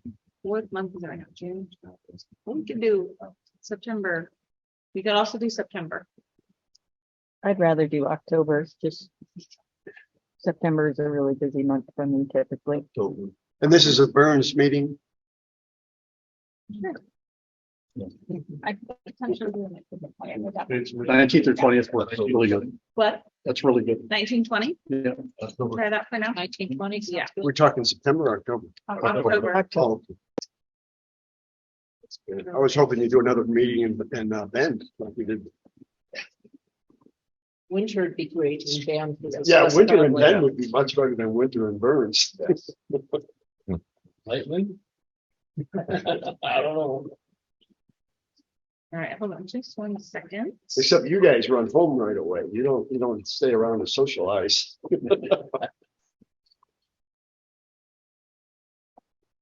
All right, so for agenda items for that meeting, I have some, we definitely want to keep up about the Page Springs Weir. We'll also hear anything coming from recreation, including an update on Penland Campground. We do want to stay in the loop on the public lands rule. So I'll make sure we keep that as a note. And of course, the Bridge Creek EIS and the range of alternatives. And Dawn, you and I can kind of work together on what we think the timing of the release should be. So we can figure out how the SMAC can be best involved in looking at alternatives and getting into the meat of that. Move the Steens Act review to that one. So do we want to figure out who is going to be the person that talks about a section of the Steens Act in October? You can kick the reasonable. You want to do the reasonable act? Okay. We did a little of it. But Okay. I'm also glad that somebody else wants to. We're also going to have a good conversation about strategic planning. So you all need to make sure you go through that document and come back with some good input for that. We'll see if we have been able to do anything on Nature's Advocate. And you're going to publish Sounds like what a you're busy meeting excited? already. Yes, Okay.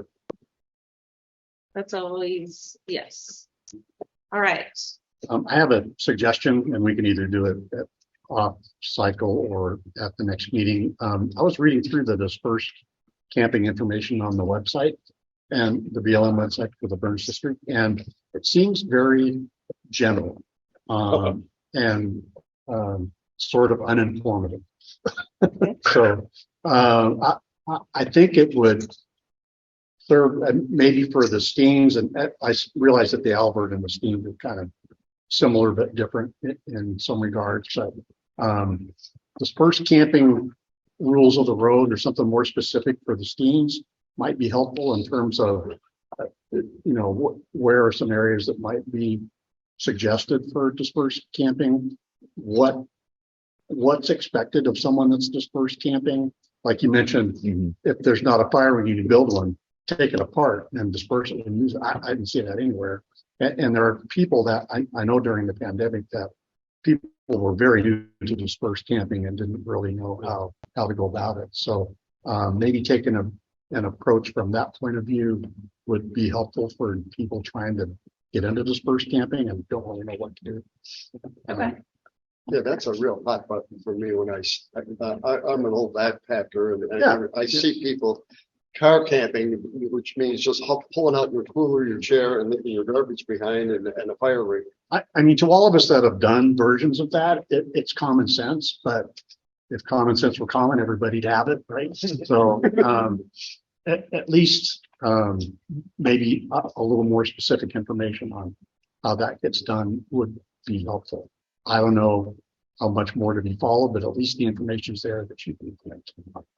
Yeah, the last time I was at Riddle Ranch in October, we had the group of people that were my age that hadn't grown out of being hippies camp outside and build a big bonfire outside the gate. That was interesting. That's when we had a ranger still. And he said, "What do you want me to do about it? I'm in Bend or Burns." Anything else, you guys, for the good of the order today? Thanks for being here. We're adjourned. We're adjourned. Sarah, thank you for putting this together and bringing the goods. I think so. I'm pretty sure you gave it. Was that? Made it for. Actually go see him.